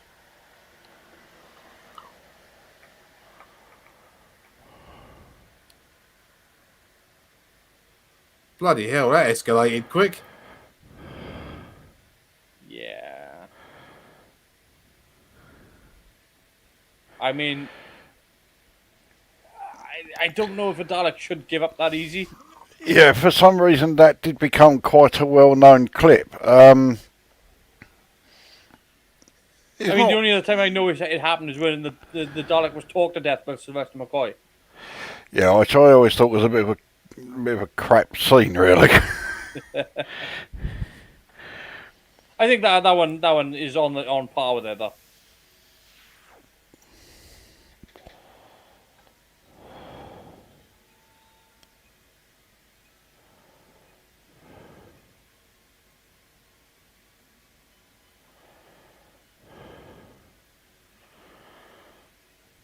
Yeah, see the problem with the set like this, because it's so plain, you got no real sense of where they came from or where they're going to. There's no sense of how far they moved through the city.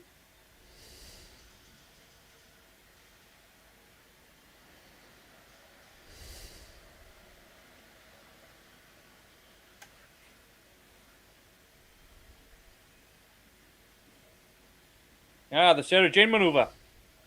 Where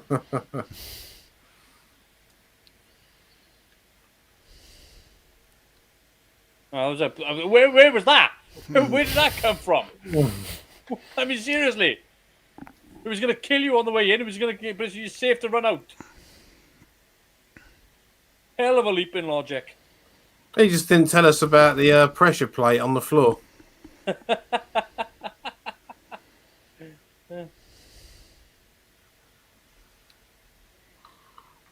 I mean, yeah. There are some big leaps in logic.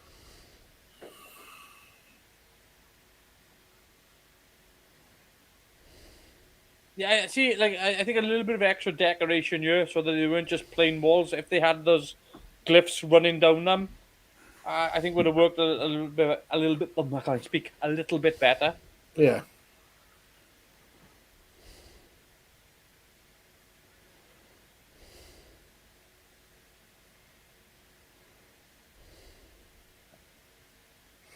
It's not the worst city I've ever seen. No.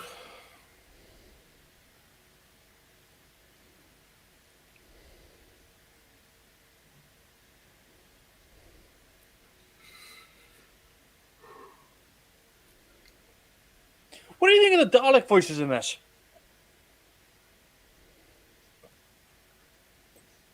They're all right for the most part.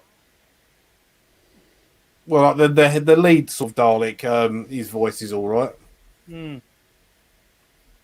I find them to be very animated in this. They seem to be moving a lot. Yeah, Yeah. too much. Yeah. Yeah, the heads are the arms doing this, the heads doing this. They're rolling back and forth. As much as I like Michael Wish's Dalek voice, Roy Skelton for me, he was the best. Yeah. I mean, we had a period in Doctor Who mind whereby they forget what the Daleks sound like. I mean, they've gone through the gauntlet of Well, Day of the Daleks was the worst. yeah. That was terrible. I mean, they do it again later on, don't they? Whereby it's just like they don't know what the Daleks sound like. Well, the TV movie is a great example of that. Hmm. I think Nick Briggs does a good job in the current crop of Who with the Dalek voices. That's Yeah. definitely one of the best things of the new series. Is he's consistent with it. Yeah. No, it's a shame there. If you look there, you can actually see off the curtain behind the city. They pulled the camera back too far, and then in the top right hand corner, you can actually see the actual rail that holds the curtain up. Just goes to show what a small studio they were working in.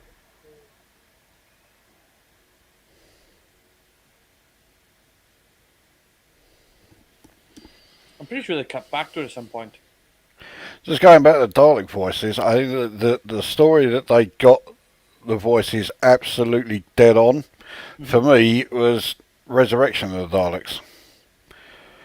Unfortunately, that was about the only good thing about that story. Yeah.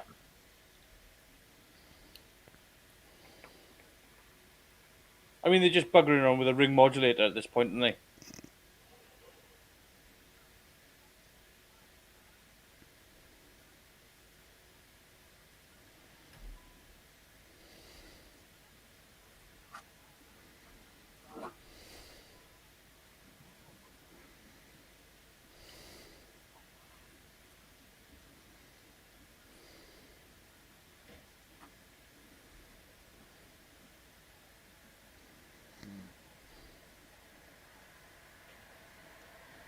It's not a usual move. You don't normally see Daleks traveling backwards like that. No.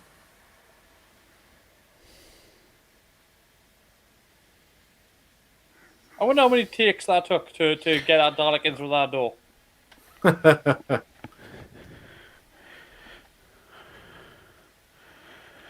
God, that ship looks awful. That takeoff just made me think of Button Moon. I mean, Yeah. it was that bad.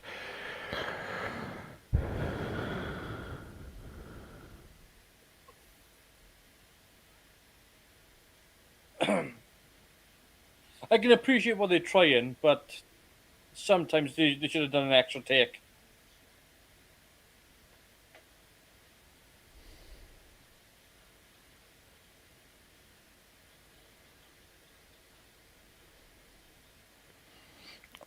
I find it rather difficult to believe that the Dalek interior of that ship, is held together by rivets. Yeah. I mean, it's just trying to have a little bit of a redemption story with this guy, but we haven't spent enough time with the characters, No. No. and he hasn't done enough despicable things to really warrant. No, he's Sacrifice. just been a slight bit dodgy, really, and he hasn't really done Yeah. anything that bad.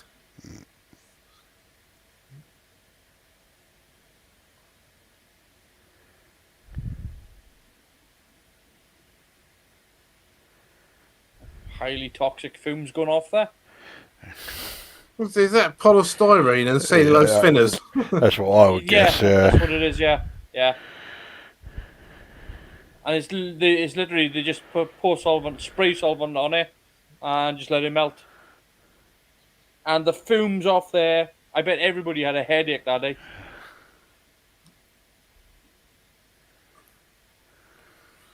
Well, you say that. I think that was a model shot, mate. I don't think any of them had a headache. No, I don't know. It's pretty toxic stuff. There you go. That's the end of that. Rather abrupt. That's a strange episode or strange story. Yeah, that was Death to the Daleks. So, I think we'll just. I'm going to stop this right here, and we'll get straight into it. Bizarre one. Death to the Daleks. Thoughts, guys? Chris? Well, I like the fact that the TARDIS got pulled somewhere. There was a problem to solve. They solved it. Done. Just a straight. Well, I say a straightforward story. It was anything but straightforward. But it was, you had your beginning, your opening scene. You had the 2 middle episodes of them sorting out what the problem was and trying to find the resolution. Then you had the resolution at the end, and the story's done. That's, I think, whichever one of you it says that there seems to be something missing from Doctor Who now. Mm-hmm. That is it. Just a story. Just go in, get it done, without any sort of like any pre-warning. It just turns up and the problem presents itself. Yeah. And I think we need to go back to getting stories like that because, as weird and as wacky and as, well, I don't know what to make of that really. I would still rather watch that than 99% of the new stuff because I like the way that was presented. It does. I mean, I think it's trying to do too much in the story. I think that what it's doing is it's throwing a lot into the mix, and it doesn't fulfill any particular one. It doesn't do any particular one credit because you've got this city, that's this maze, this huge problem solving thing. That's an episode in Doctor Who of itself. That's like sort of I don't want to say like Keys of Marinus or something like that, but I mean to be stuck inside this maze that you can't get out of, that you have to figure your way through. That's an episode of Doctor Who by itself. You don't need anything else. Yeah. Whereas with this story, you've got this crew, this planet, this need to get this material off because there's this disease that's killing people. You've got this betrayal. You've got people dying. You've got the Daleks showing up. You've got the Doctor stuck in the maze. You've got Sarah Jane going off and doing her thing. You've got this beast in this pit that is killing people, and this snake thing that's going around. I mean, there's a lot. This is loaded, and had this been a 6-parter, I think that maybe there would be more, but more to do, more to hand out. But at the same time, unless you're going to focus more on the characterization of the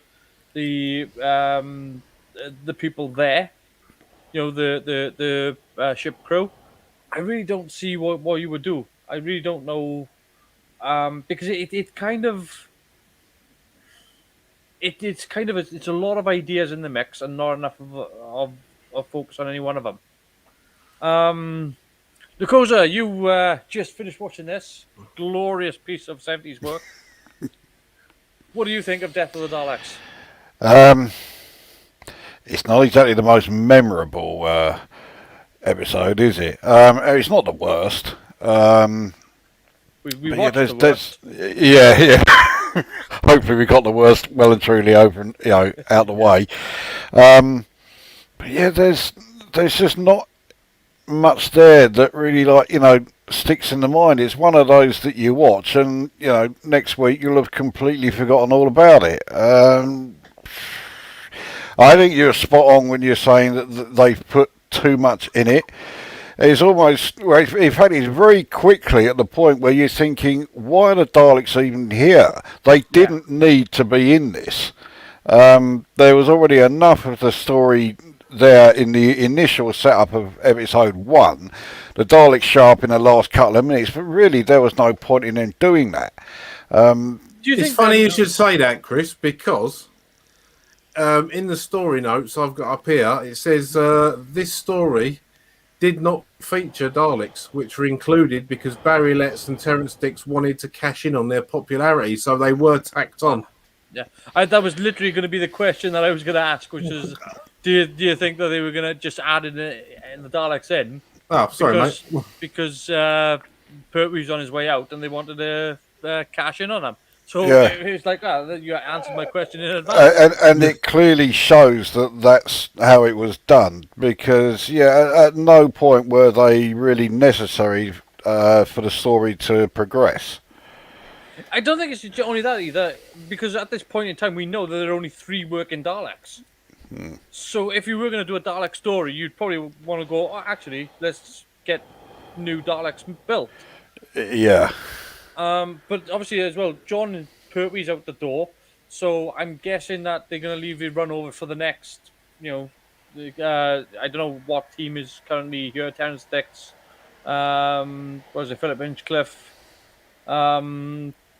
So obviously they're going to be bringing in a few changeovers, I dare say, for the series behind the scenes, where Tom Baker comes in. So they're probably not thinking that far ahead, actually. Because I mean, what's the next Dalek story? Genesis of the Dalek story. Genesis, yeah. That's going to be 6 episodes away from this, and that'll be another year away, or a year and a half away. So that's they're probably not thinking that far ahead, actually, into the pipeline. No, so this was 74, wasn't it? This was was done, and Genesis was 75. So they didn't even have a year between the two. Yeah. What So a difference maybe the year makes. Yeah. Well, I mean, the thing is as well, the other part of that is the fact that I think that not only obviously like shooting the Daleks in this episode must have been a nightmare because they were shooting them in a quarry. Yeah. So they must have been. At a guess, I would have said they probably built the underskirt up to put larger wheels, so because they probably had boards laid down everywhere for them to run over. And again, they only had 3 working Daleks, so any of the Daleks that you saw, like the ones whereby it's getting blown up and so on, are just cheap wooden, quick props. Yeah. And again, they were only just there just to make these. I guess they were just put in just to make the. I don't know, just to have something to rally against. I don't know. I think, if you took the Daleks out of this story, would it be a better story? It would be pretty much the same story. I don't know about better, but it wouldn't be much different. It'd No, be but- one less thing to think about. Yeah, but no. But what I'm thinking is that like the Doctor's got to get through the city, right? And I think that the only reason to have the Daleks here is to have something on his tail. Yeah, so there is some sort of sense of a threat to him. Yeah. There's an urgency to get Yeah. through the puzzle. But I don't think we really feel that because the Doctor kind of solves them pretty quick. Yeah, as I said, none of the puzzles seem to stop him for very long.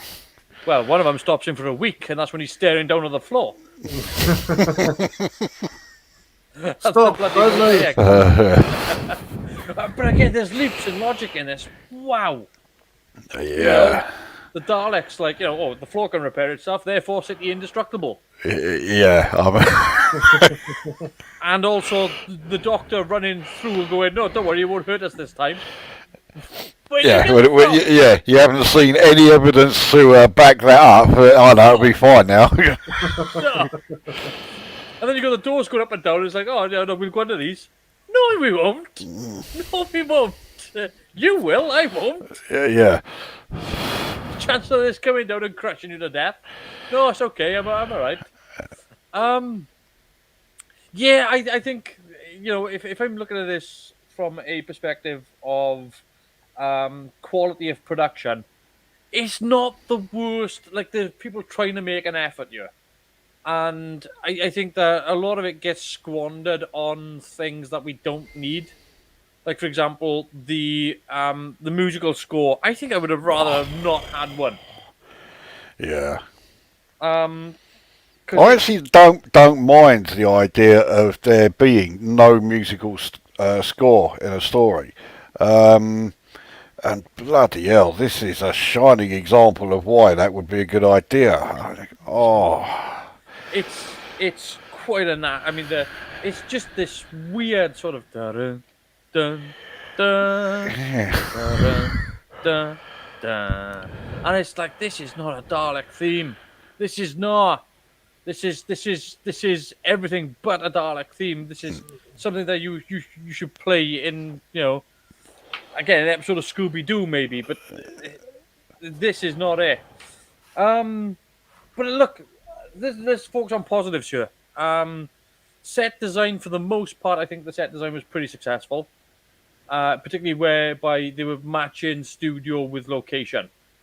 I think that was pretty good. I think where they were underlight in the studio set, and they were putting plenty of smoke in to kind of blend, and then they were also taking that to the location and carrying that through. It's a shame that they didn't keep using the smoke, because I think that would have established the planet a little bit better. I feel. Um, It would have blocked out some of the background quarry as well, wouldn't it? Well, I mean, it's interesting that they don't when they go to shoot on a quarry and set it as a planet, that they don't really take anything with it to set it aside. Like, they don't have like fake trees or things like that they can just dot around to make it a bit more alien, like purple trees or whatever. Or they don't really do that. And they don't really bother with, like, you can really dress a place up to look like something really remote, really, really alien. And I think that where the failure of this is, maybe, I don't know about a failure, but like, they were using CSO to do set extensions, whereby Sarah Jane was looking at the city and so on, and yet they never thought of doing a split screen or something like that to add Alien Planet to the horizon. Which, it's weird, because it's right there. The technology, they were using it. They had it to hand. It was right there. They do it for. I mean, in later episodes of Doctor Who, they use it. Not really for location again. Now I'm thinking about it. I think the only time I've seen it used for location is probably. Oh, no, they did use it for Fifth Doctor. I was gonna say sixth, but no, they did use it for fifth as well. So there are a couple of times whereby they do location set extensions, but we've already seen them as well do it in previous episodes, whereby they've done foreground miniatures very successfully. Like, for example, the cave door in the Three Doctors. Yeah. That sort of thing is, it's all, they have the potential there to make this really, very successful. I think it's just maybe the breakneck speed at which they pushing these through. I don't know. I mean, how many episodes are we talking per season here for Doctor Who? Because this was 4, but I mean, obviously, like, Is it normally 26, isn't it? yeah, it's 26, I think. Yeah. yeah, but it's not really. I mean, like, it is, but it's not. If you see what I'm saying, it's Well, it's 'cause like it- 5 or 6 stories, but over 26 episodes. yeah, but it's still, you're looking at sort of 22-minute bits. We're not looking at 45-minute episodes, which is what we are today, which is what's that, 13? If we go by the Russell T Davies era, which obviously I'm talking about part 1 of the Russell T Davies era, Yes. is 13 episodes, 45 minutes. So we're looking at about the same sort of production schedule. I think they are. Where do you stand on this, then, guys? Would you rather them do a higher quality show with fewer episodes, or would you rather them just stick to the production that they are at and to deliver that on the quality that they deliver on? So you get more episodes but lower quality. Are we talking in regards of like the visuals? Everything. I mean, because like obviously the costumes in this as well. Well, obviously, I would like to see an improvement in the story writing. Yeah, if we're talking the modern era. But I mean, like, this is the sacrifice of payoff. You get more episodes, but you've got a rush production, which means that obviously something's got to give somewhere. Okay, if it means that there's an improvement in overall story quality, then I would have no problems at all in there being fewer episodes per year. Yeah, same Okay. here. If you look at something like, I mean, I don't know whether you two like the program or not, but Benedict Cumberbatch's portrayal of Sherlock, Yes. they only had like 3 or 4 stories per series, but they were an hour and a half long, and so the production on them is movie like. Yes. No, absolutely. I think they at one season they had 4. I'm not sure, but I think they were 3 episodes per year. Yeah. Look, I do like the idea of that. Actually, a bigger production, smaller series. I think you run into similar sort of issues though. If you do that, in that you are still looking at, because if you dose it out, because one episode of Sherlock was like an hour and a half. So I think if you to look at it from a what's that, 4.5 hours, you're still looking at about 10 episodes. I think it from a time scale factor. So yeah, I mean it's it's a tricky one because again you can get more stories out, but the cost is obviously the quality. I can So see why they won't do it.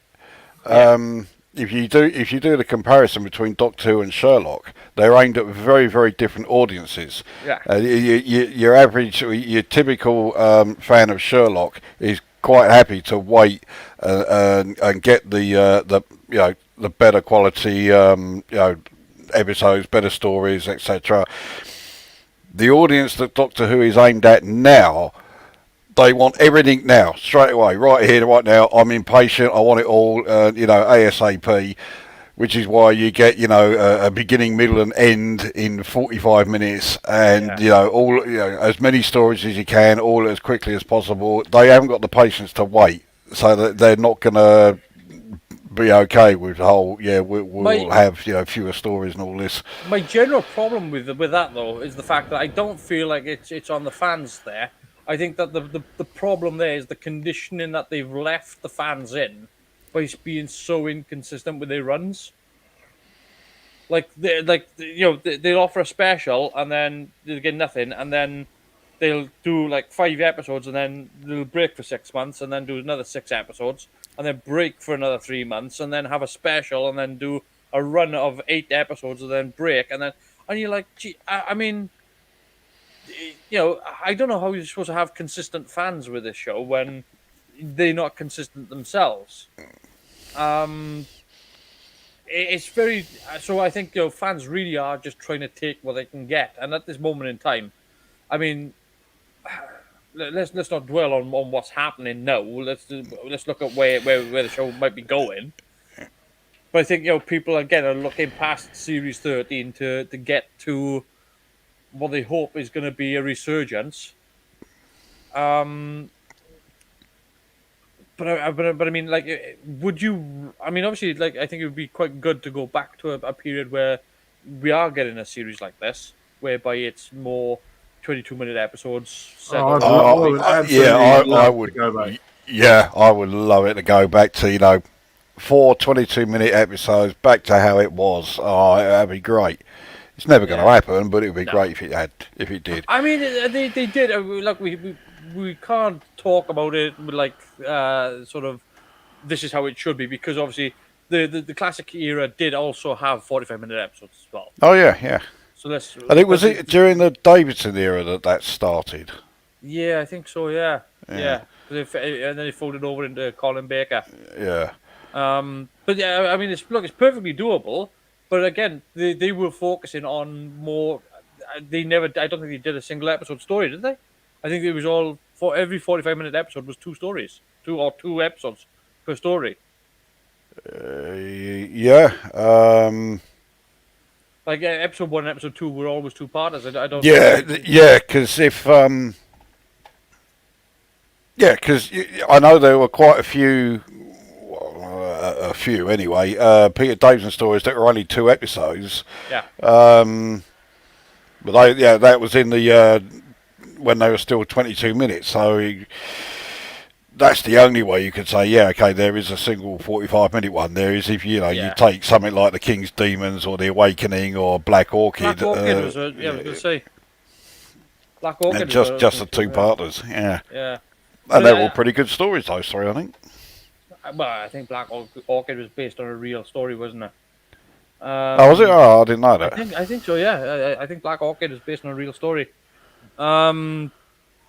But I mean, like, if it did go back to this sort of format, right? So then, let me put this another way. Then, if they were to go back to this classic format, would it be better to do the 45-minute, but make sure that each episode is 2 parts as of 45 minutes, so you're getting more story and more. Because at this moment in time, you run 45 minutes and then they end, and there we go, and it's all over. Or as it is these days, I think it's like 50 minutes to an hour now. But it's kind of that's a weird time factor, that is. 50 minutes to an hour, because it's like it's too long to run the length of a 45-minute story, but it's not long enough to do anything epic. Yeah. So I think if they do go back to as it is now with all 2-parters, would you rather it be 22 minutes or would you rather it be 45 minutes? If it's only going to be 2-parters, then I'd stick with the 45 minutes. Yeah. No, it doesn't have to be 2-parters, but I mean, like, you could have it like be 4 parts, like we just watched with Death of the Daleks. But would you rather that be 4 22-minute episodes or 2 45-minute episodes? Because that's going to depend on the quality as well, you see. Because they don't have to automatically shoehorn in a cliffhanger. Exactly, yeah. So there's too fewer cliffhangers that they've somehow got to come up with. So, yeah, I think the 2 45-minute episodes may work better for the modern era. Yeah. And again, that's the other thing that we're dealing with, is the fact that we are dealing with a modern era audience. So it's a different kind of pace, it's a different kind of style of editing. But Chris, I mean, you were less familiar with Death of the Daleks than either of us. So, what did you make of the overall story then?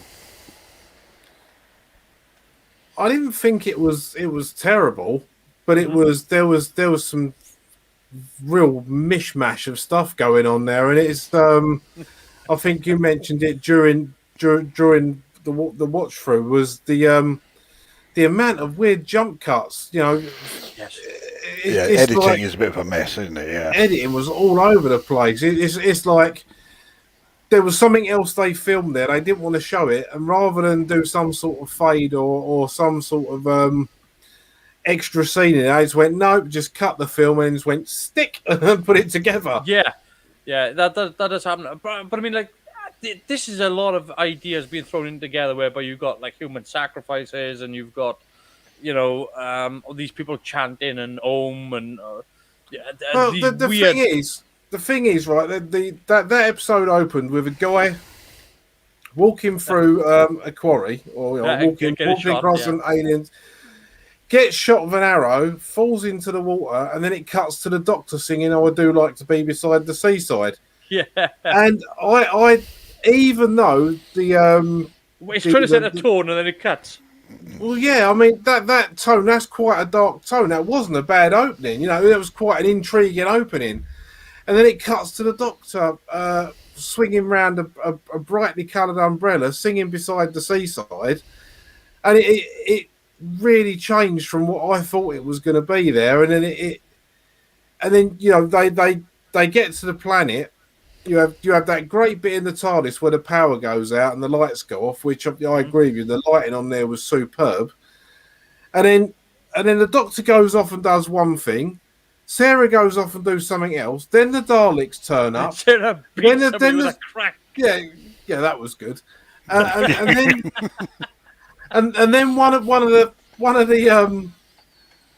sort of party of astronauts, for want of a better word, decides, I'm actually going to side with the Daleks.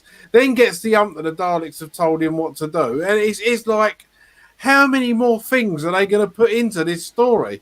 Yeah. Then we get the great big vacuum cleaner on the wire. It's just, I enjoyed it, but it was bizarre. Yeah, I mean, this is the thing. Like, if they didn't put the Daleks in this story, the threat of the planet, those things on the planet anyway, I think might have been enough. And I think that they could have done a bit more of that, having that thing snake around killing people. I think that might have been a bit more looming as a threat. Well, it was certainly more dangerous than the Daleks were in this. Even when they got their machine guns, all they really did was shoot natives. Did we? I mean, aside from the electrical effects, did we have any other visual effects in this? I mean, like, only the CSO. Only the CSO. There weren't that many. Yeah, and a bit of electricity, as you said, on that enormous mosaic that no one would be able to jump over. Isn't it? Right. So this is my argument for this city, right? And I tried to make it this while we were watching it, right? But imagine they had done a CSO with that. If they'd taken one wall down, right, so you couldn't see the wall, and instead of having that mosaic walking down a corridor, if they'd done a CSO and put a bloody cliff or something in there, so you had to go through there, and then they had this mosaic running right across the floor or something, Whereas what we had in this was this little bit of carpet on the floor. It's like Luke Koza said, they done it a lot better with the during the Five Doctors, where they have to get across. Yeah, because at least you couldn't jump in the Five Doctors. Yeah, exactly. I mean, but I mean, like, that cityscape, it was slightly inconsistent for me because the interior was just a corridor, and I as much as I don't want to, it reeks of production, just bolting stuff together just to get something shot, instead of actually going, let's actually look at what this is supposed to be. Because it didn't look like it could have been anything. It didn't look like a city to me. The outside, the exterior, the model, I thought was pretty brilliant. Yeah, I did like the exterior model. Yeah. Yeah, for the time, but the interior, somebody needed to pull their socks up on that one. It was given how well they had managed the landscape to match the landscape to the quarry, and even though they were dealing with foam rocks. Like, some of the lighting that they shot that in was absolutely brilliant. And particularly when they ended up going down the pit and they had all the candles down there. Who lit the candles? Who cares? It doesn't matter. Intelligent candles, maybe. But it was a mishmash of this was really, really good stuff versus really, really bad stuff. And what was good looked great. What was bad sounded terrible. I mean, I don't really know where else to go with this. The editing could have been done better, whereby, like, you had people entering scene, shouting from off camera, and then just cutting over, and then you had just jumping back and forth, going like, entering into moments where people had already started speaking. So, like, again, as I said, with Sarah Jane, it cuts to Sarah Jane, and she's pretty much started sentence. Like, there wasn't a moment where they caught Sarah Jane and picked up on it and entered the conversation. It was just like, she's having a conversation. She's in the middle of a conversation right now. So, as bad as the editing is, I mean, it's not Claws of Axos bad, so it could have been far worse. I mean, it's not good, but it could have been worse. I think the strengths of this sort of help shoot it up. But I mean, like, we're going to get far worse. And wait till we get to Planet of the Spiders. Don't worry about that. Wait till we get there. Okay, there's gonna be moments whereby if you think that they were cutting sharp in this, they don't bother cutting at all in that. So, Well, it's I just had a look, right? yeah, Because I was wondering about the music because we have mentioned that quite a bit, and I've just gone on to the page about the London Saxophone Quartet. Do you know that's yeah. the only piece of music they done for Doctor Who? And is it any wonder? You know, if I'd have sat down to watch that, it'd be like I didn't order Hanna Barbera Daleks. Yeah. I mean, it would be. It's a strange idea to have that music for Daleks. It is really strange. I mean, where would that fit with any sort of? Who would you?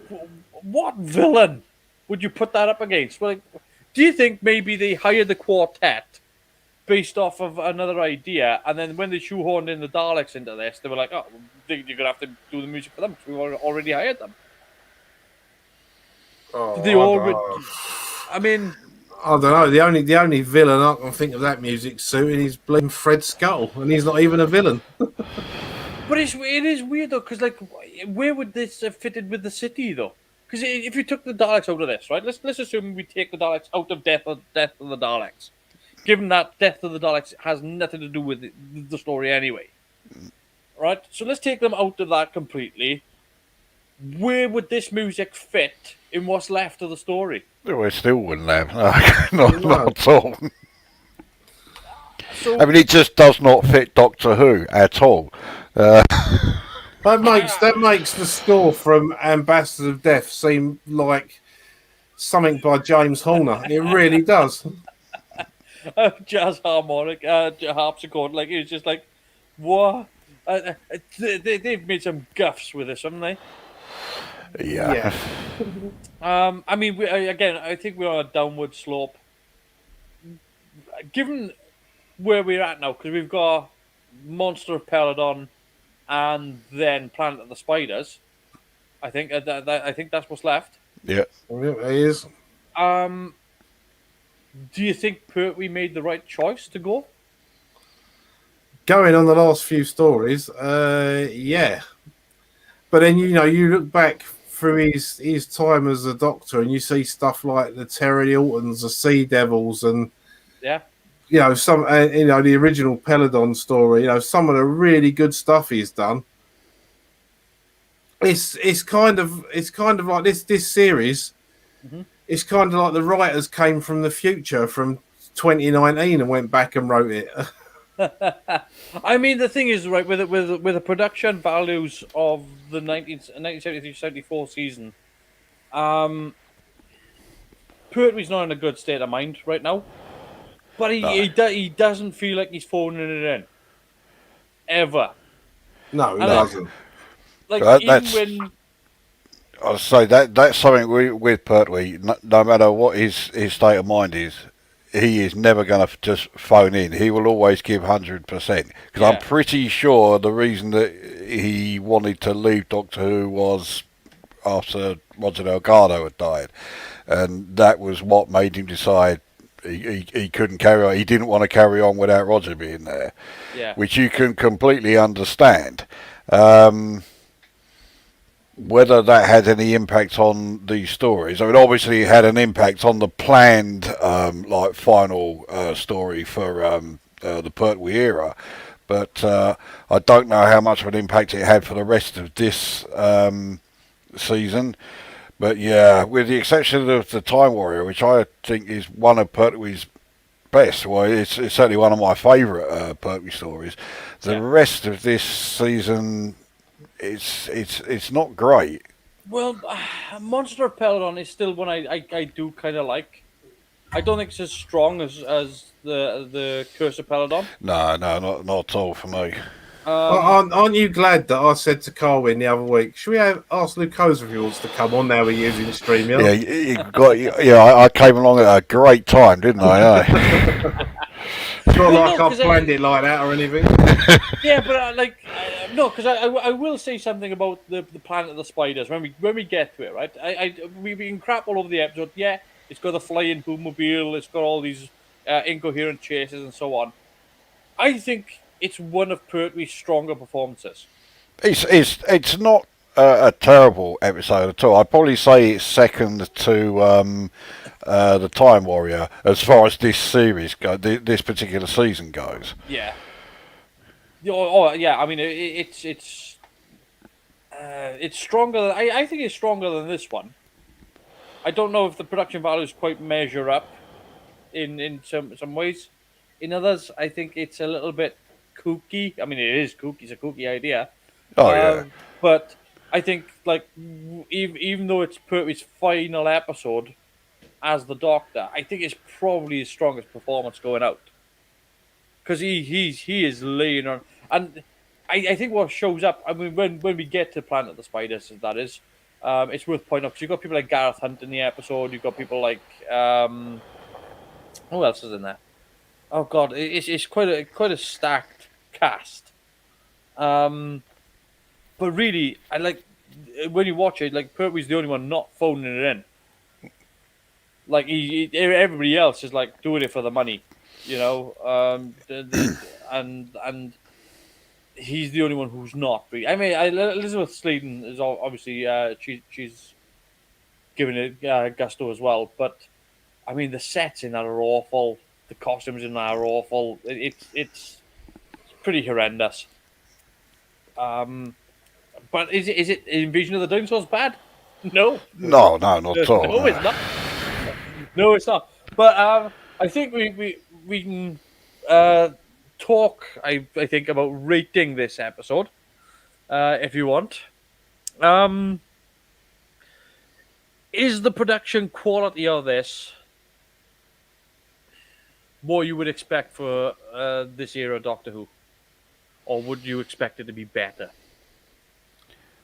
Don't compare it. Don't try to compare it to what you would expect from later episodes or later seasons or modern Who, but think about it as what you would expect. Compared to this season, I'd say it's about the standard I would expect for this particular season. And what about previous? Previous? No, it had been better in previous seasons. Yeah. By a fair margin, actually. Yeah, Chris. Well, I've got to say, a lot of the sets and the lighting in this were better than I was expecting. Yeah. It's fairly on par with what I've seen so far this season. I mean like we said with the Time Warrior, it was let down by the lighting, and they took it up a notch. You know, the lighting in this was as good as the Curse of Peladon.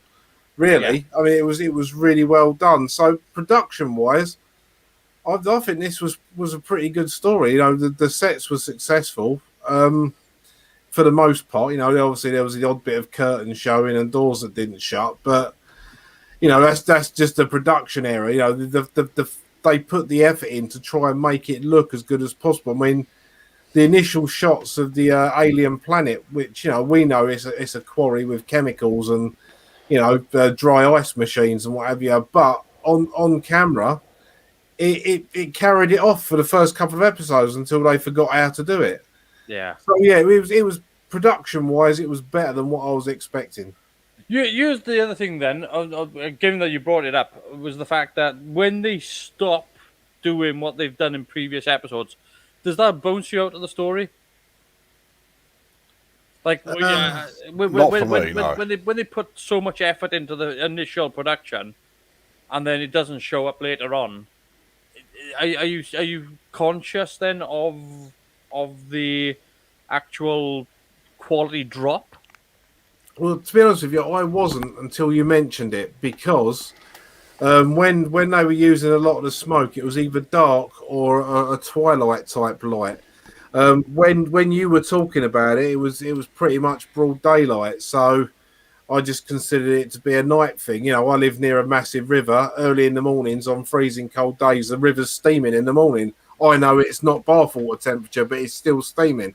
Yeah. And it only does it at the beginning of the day. So I suppose if I'm used to a natural phenomenon like that, I didn't really notice it until you pointed it out. So I'd have to say no, it didn't bounce me out of the story. Oh, okay, fair enough. That's all right.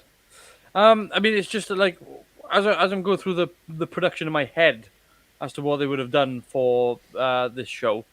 I'm just because there's things that they do which I think they do outstandingly well, and then there's always somebody that steps in and cocks it up. Because that's it. It's true though. I mean, like you take the interior scene whereby they're in the dwelling of the Exelons, and they got all that chanting going on, and they clearly it's lit for dark film. It's clear it's lit for nighttime photography, right? They must have a high ISO or high ASA film to record that lighting, right? They've got the fire pits in there. They've got all this stunning lighting going on. They've got the descending fog in the background causing all this light to be backlit, and it's glowing brilliantly. And then you got some tart then shaking the bloody fence, and you're just like, yo, what are you doing? Let go! Don't show that. We don't need wobbly sets. This is supposed to keep people contained. Yeah, they're already wobbling enough. Don't help them. Yeah, I mean, like they do these production, and again, there's small things. Like I said, when they go through the city where the door comes down and it doesn't go all the way to the floor, and it's like, don't show that. You don't have to make it do it. Just don't show it. You know, They only needed to tilt the camera up 2 or 3 degrees, and that would have been out of shot. Exactly. Just from there to there. That's all they needed to have done. The success of this, though, I think, is the fact that as a romp goes, the Daleks didn't need to be here, but they were. It's slightly incoherent. I tell you what we haven't talked about is the secondary characters. Actually, we haven't talked about them at all. That's because they didn't really stand out. I was going to say, I think that shows how well they stood out. Yeah. We got. I would say probably the most notable of the secondary characters was probably Belial, and half the time he was about as much use as a trained chimp. Yeah, I mean he didn't do anything at all. He didn't contribute really to. It was just a case of this way out of the tunnel. Yeah. But we had Dan Galloway, who was probably the most prominent secondary character. He was the guy who took command, whether you wanted it or not. Yeah. And he's supposed to have betrayed the group to the Daleks, and then give up his life to save them. It wasn't. Yeah, but it wasn't. It wasn't played up enough. You see that in other films and television. There's normally a fairly big, and you can do it in 15 minutes. A fairly big redemption arc. Where you within 15 minutes you can have someone turn Judas on his comrades, realise the error of the ways with his guilt for the next 5 minutes, and then 5 minutes later let him die in a blaze of glory, saving everyone. And it's a redemption story. With this, it was kind of like, oh, okay, I'll help you. What have I done? Don't worry about it. I'll blow him up. And it was like a really hollow death, a hollow victory. Yeah. It was like, would that character really have done that? Because he didn't do anything to make it seem like he had that in him. It was like a shock that he'd done it, because he'd been a git for the rest of the film without any. So he wasn't showing any remorse. So where then would you have put him to have improved this? Because it's easy enough to sort of like throw him under the bus here, but like if you wanted him to have a bit more of a redemption arc, what would you have done to have actually made him be a bit more twisted? Well, I mean, would you have actually had him kill somebody himself? Yeah, I think he needed to be much more of an antagonist. So, for example, when the Daleks came up with the idea of taking the hostages, and if they weren't, if the Exelons weren't going to agree to their terms, they would start executing the hostages. You should have had him there, like enthusiastically agreeing with it, and maybe even shoot one of them just for the hell of it, just to show that he meant business or something. Anything that made him look more almost villainous. Then it would have made or been a bit more of a sacrifice at the end. Right. So, given that the Exelons were kind of generic, they all looked the same. They all kind of thing. So, would you have then had a bit more of an execution scene with him?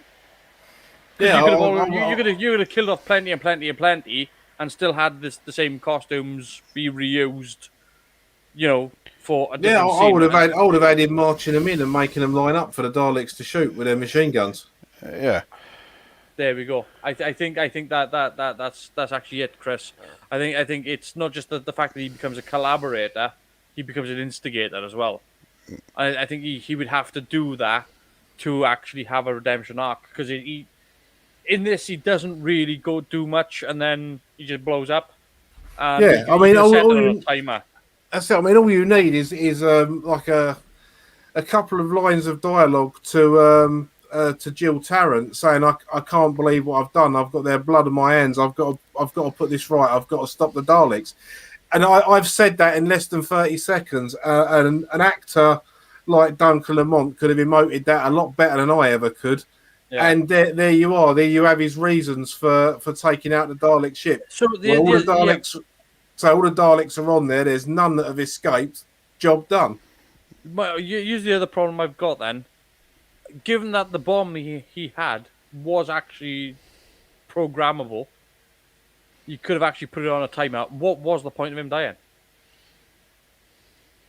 Well, they were trying to do a redemption, weren't they? That's pretty much. I think that might have been an afterthought. I mean, he was supremely forced, wasn't it? Well, under those circumstances, you could have stuck that to the outside of the ship and just put it on for like 30 seconds and run away. Yeah. There is also the chance that, Terry Nation forgot about that when he wrote the story. I mean, these things happen, but there is that possibility. Yeah. But again, so you mentioned Jill Tarrant in this, played by Joy Harrison. She plays it pleasantly enough. What's her character?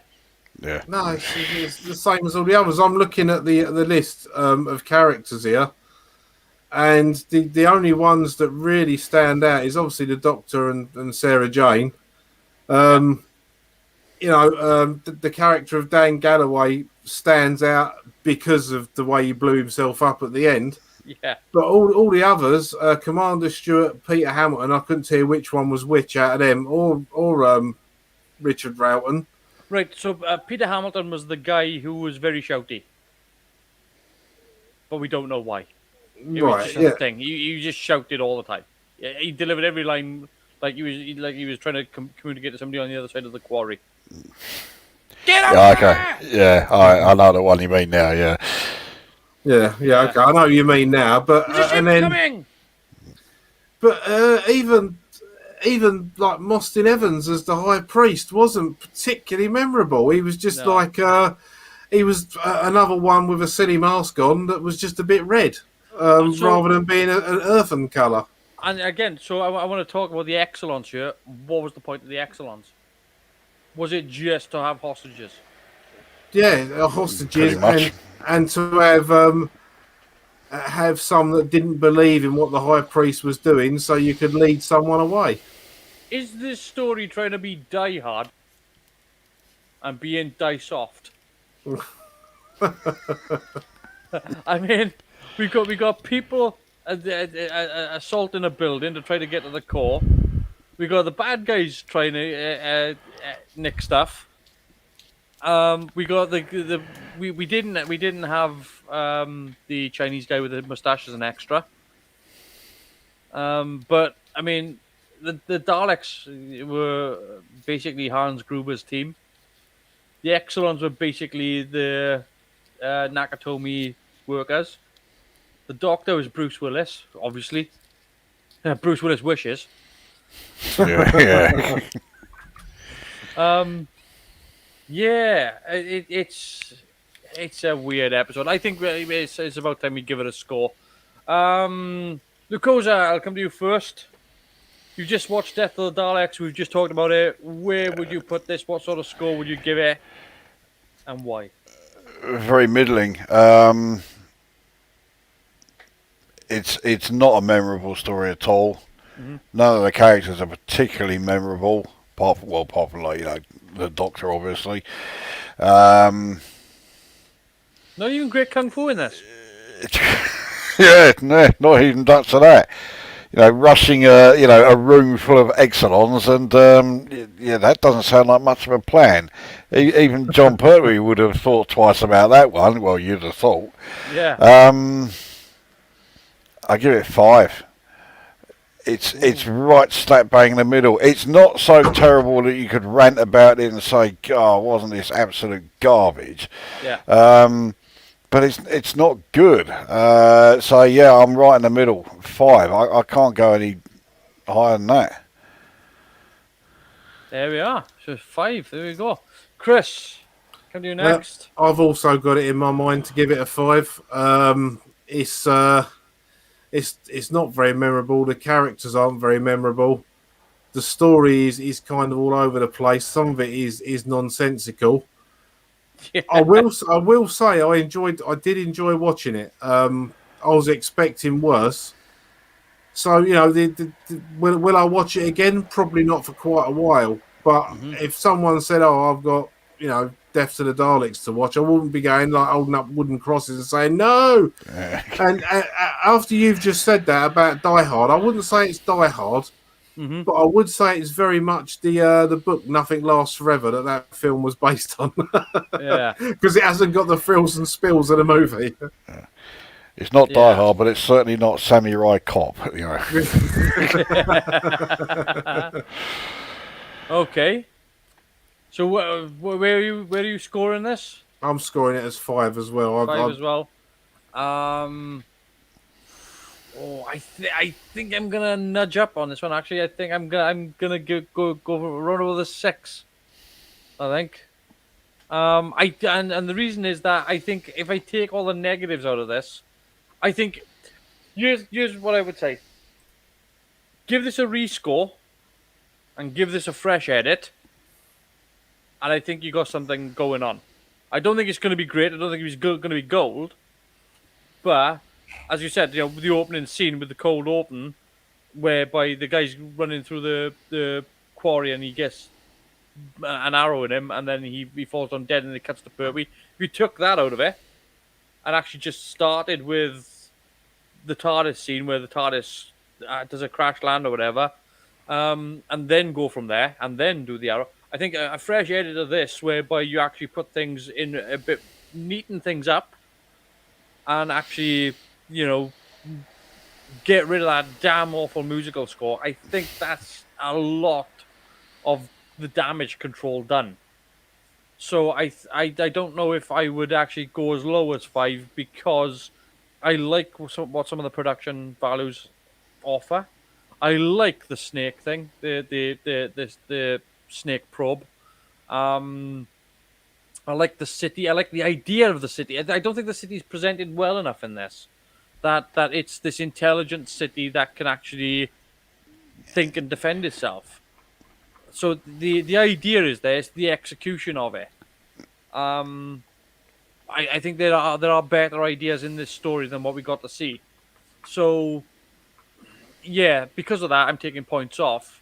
But I think that it does offer some fresh ideas in there, in the mix somewhere.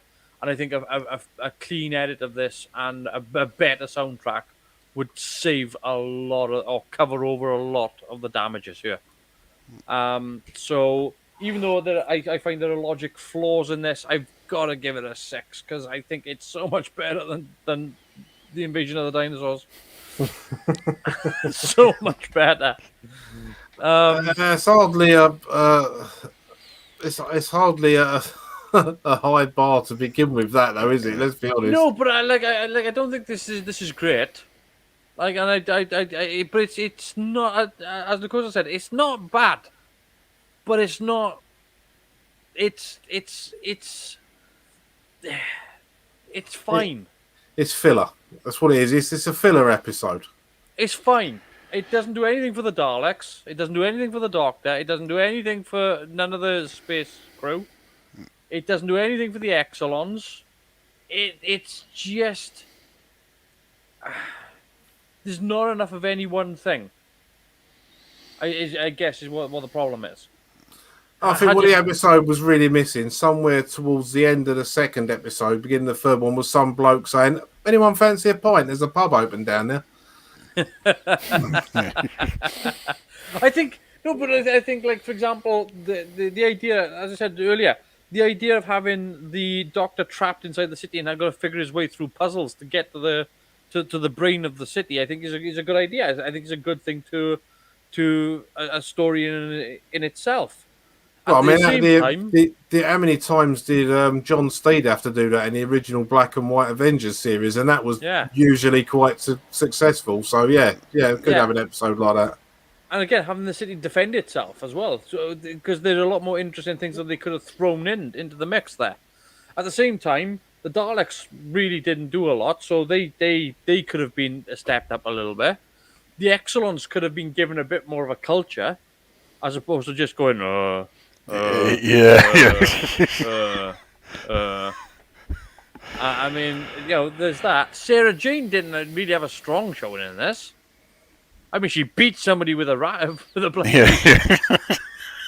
I'll tell you what, when she when she did that squealy squeak when the TARDIS console popped at her, I don't know how much of that was Elizabeth Sladen jumping and how much was her acting Sarah Jane, because that was if she was acting all of that, the timing and pitch were perfect.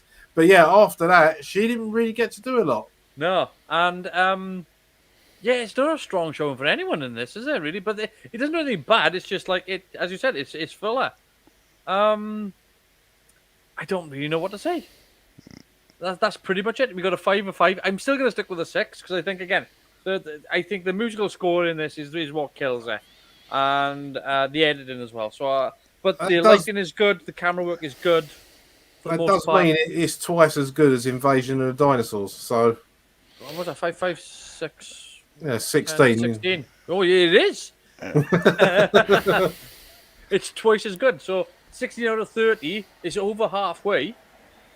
That's still better. That's better than okay. It's fine. Yeah. We've got a fine, an okay plus. So I think that's where it's at. Next week, of course, we are going to be doing the Monster of Peladon. I had to work out which one it was then. That's a 6-parter, I think, isn't it? Yeah, it is. Yeah, 6-parter. Yeah. So I mean, we get a return to a previous story, which was I think Monster of Peladon was written as a sort of a response to union strikes, which obviously was a huge issue. Yeah, that's right. Yeah, at the time, absolutely plaguing the country. Yeah, so that's where that episode comes from. I don't think it does anything. Again, I prefer Curse. Curse of Peladon is far better. But for me, Curse of Peladon is possibly my favourite Pertwee story. So trying to do effectively a sequel to that, it's got to do a lot right for it to work for me. It's not bad, but it's not Curse. Yeah, I mean it's not. We get I think we get Alpha Centauri back again as well, don't we? Yeah, Centauri's back. I think Centauri and the Ice Warriors. Yeah, we don't get anyone from Arcturus in this one, do we? No, but we get Agador. Yeah, Agador's back. Yep. And we get again. We get bonk-eyed characters, whereby they because like it's similar to what they've done here, and I don't know why they do this, but what they've done here was where they get that vac-formed plastic for the eye over the eyes. What they've decided to do with Monster of Peladon is drill holes in it so the actor can see out. but one is over here, and one is down here. And this guy, I don't know where this guy's looking. He must be tilting his head like this to see. Like, it's just, I don't know why they do it. Just take them off. It looks terrible. Are any of the other actors the same in the second Peladon story? No, Like, no Troughton or anything? No, so No, he's not. the reason is that it's set 50 years later. Right. I think it's the same actor playing Alpha Centauri, Yes. and I think the same actor playing the Ice Lord. He's a different character, but it's the same actor. I'm pretty sure it is. Yeah, I just have a quick look here because I know we got Nina Thomas, who is playing the Queen of Peladon. Yeah, set 50 years after. Yeah, there's not a great deal. I don't think there's like, yeah.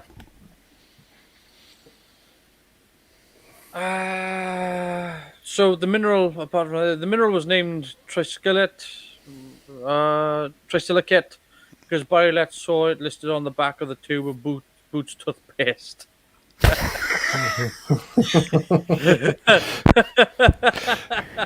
Okay, didn't see that one coming. So they're mining toothpaste, are they? Okay. Yeah, apparently, and it's gonna win them a war. So it says that it takes place in the 40th century. Yeah, it's. I think that it's still. I don't know. I think Pertwee's final season has its ups and downs, and I think that it's very much on a. I don't think it's on a sliding scale. I think that I think Monster of Peladon is actually an up from where we were, and I mean where we were tonight, as well. I do think it's better than Death of the Daleks. Yeah. And I think It's certainly better than Invasion of the Dinosaurs. Yeah, and also Planet of the Spiders. It's not going to be up there with Time Warrior. No. I think we'll settle for that.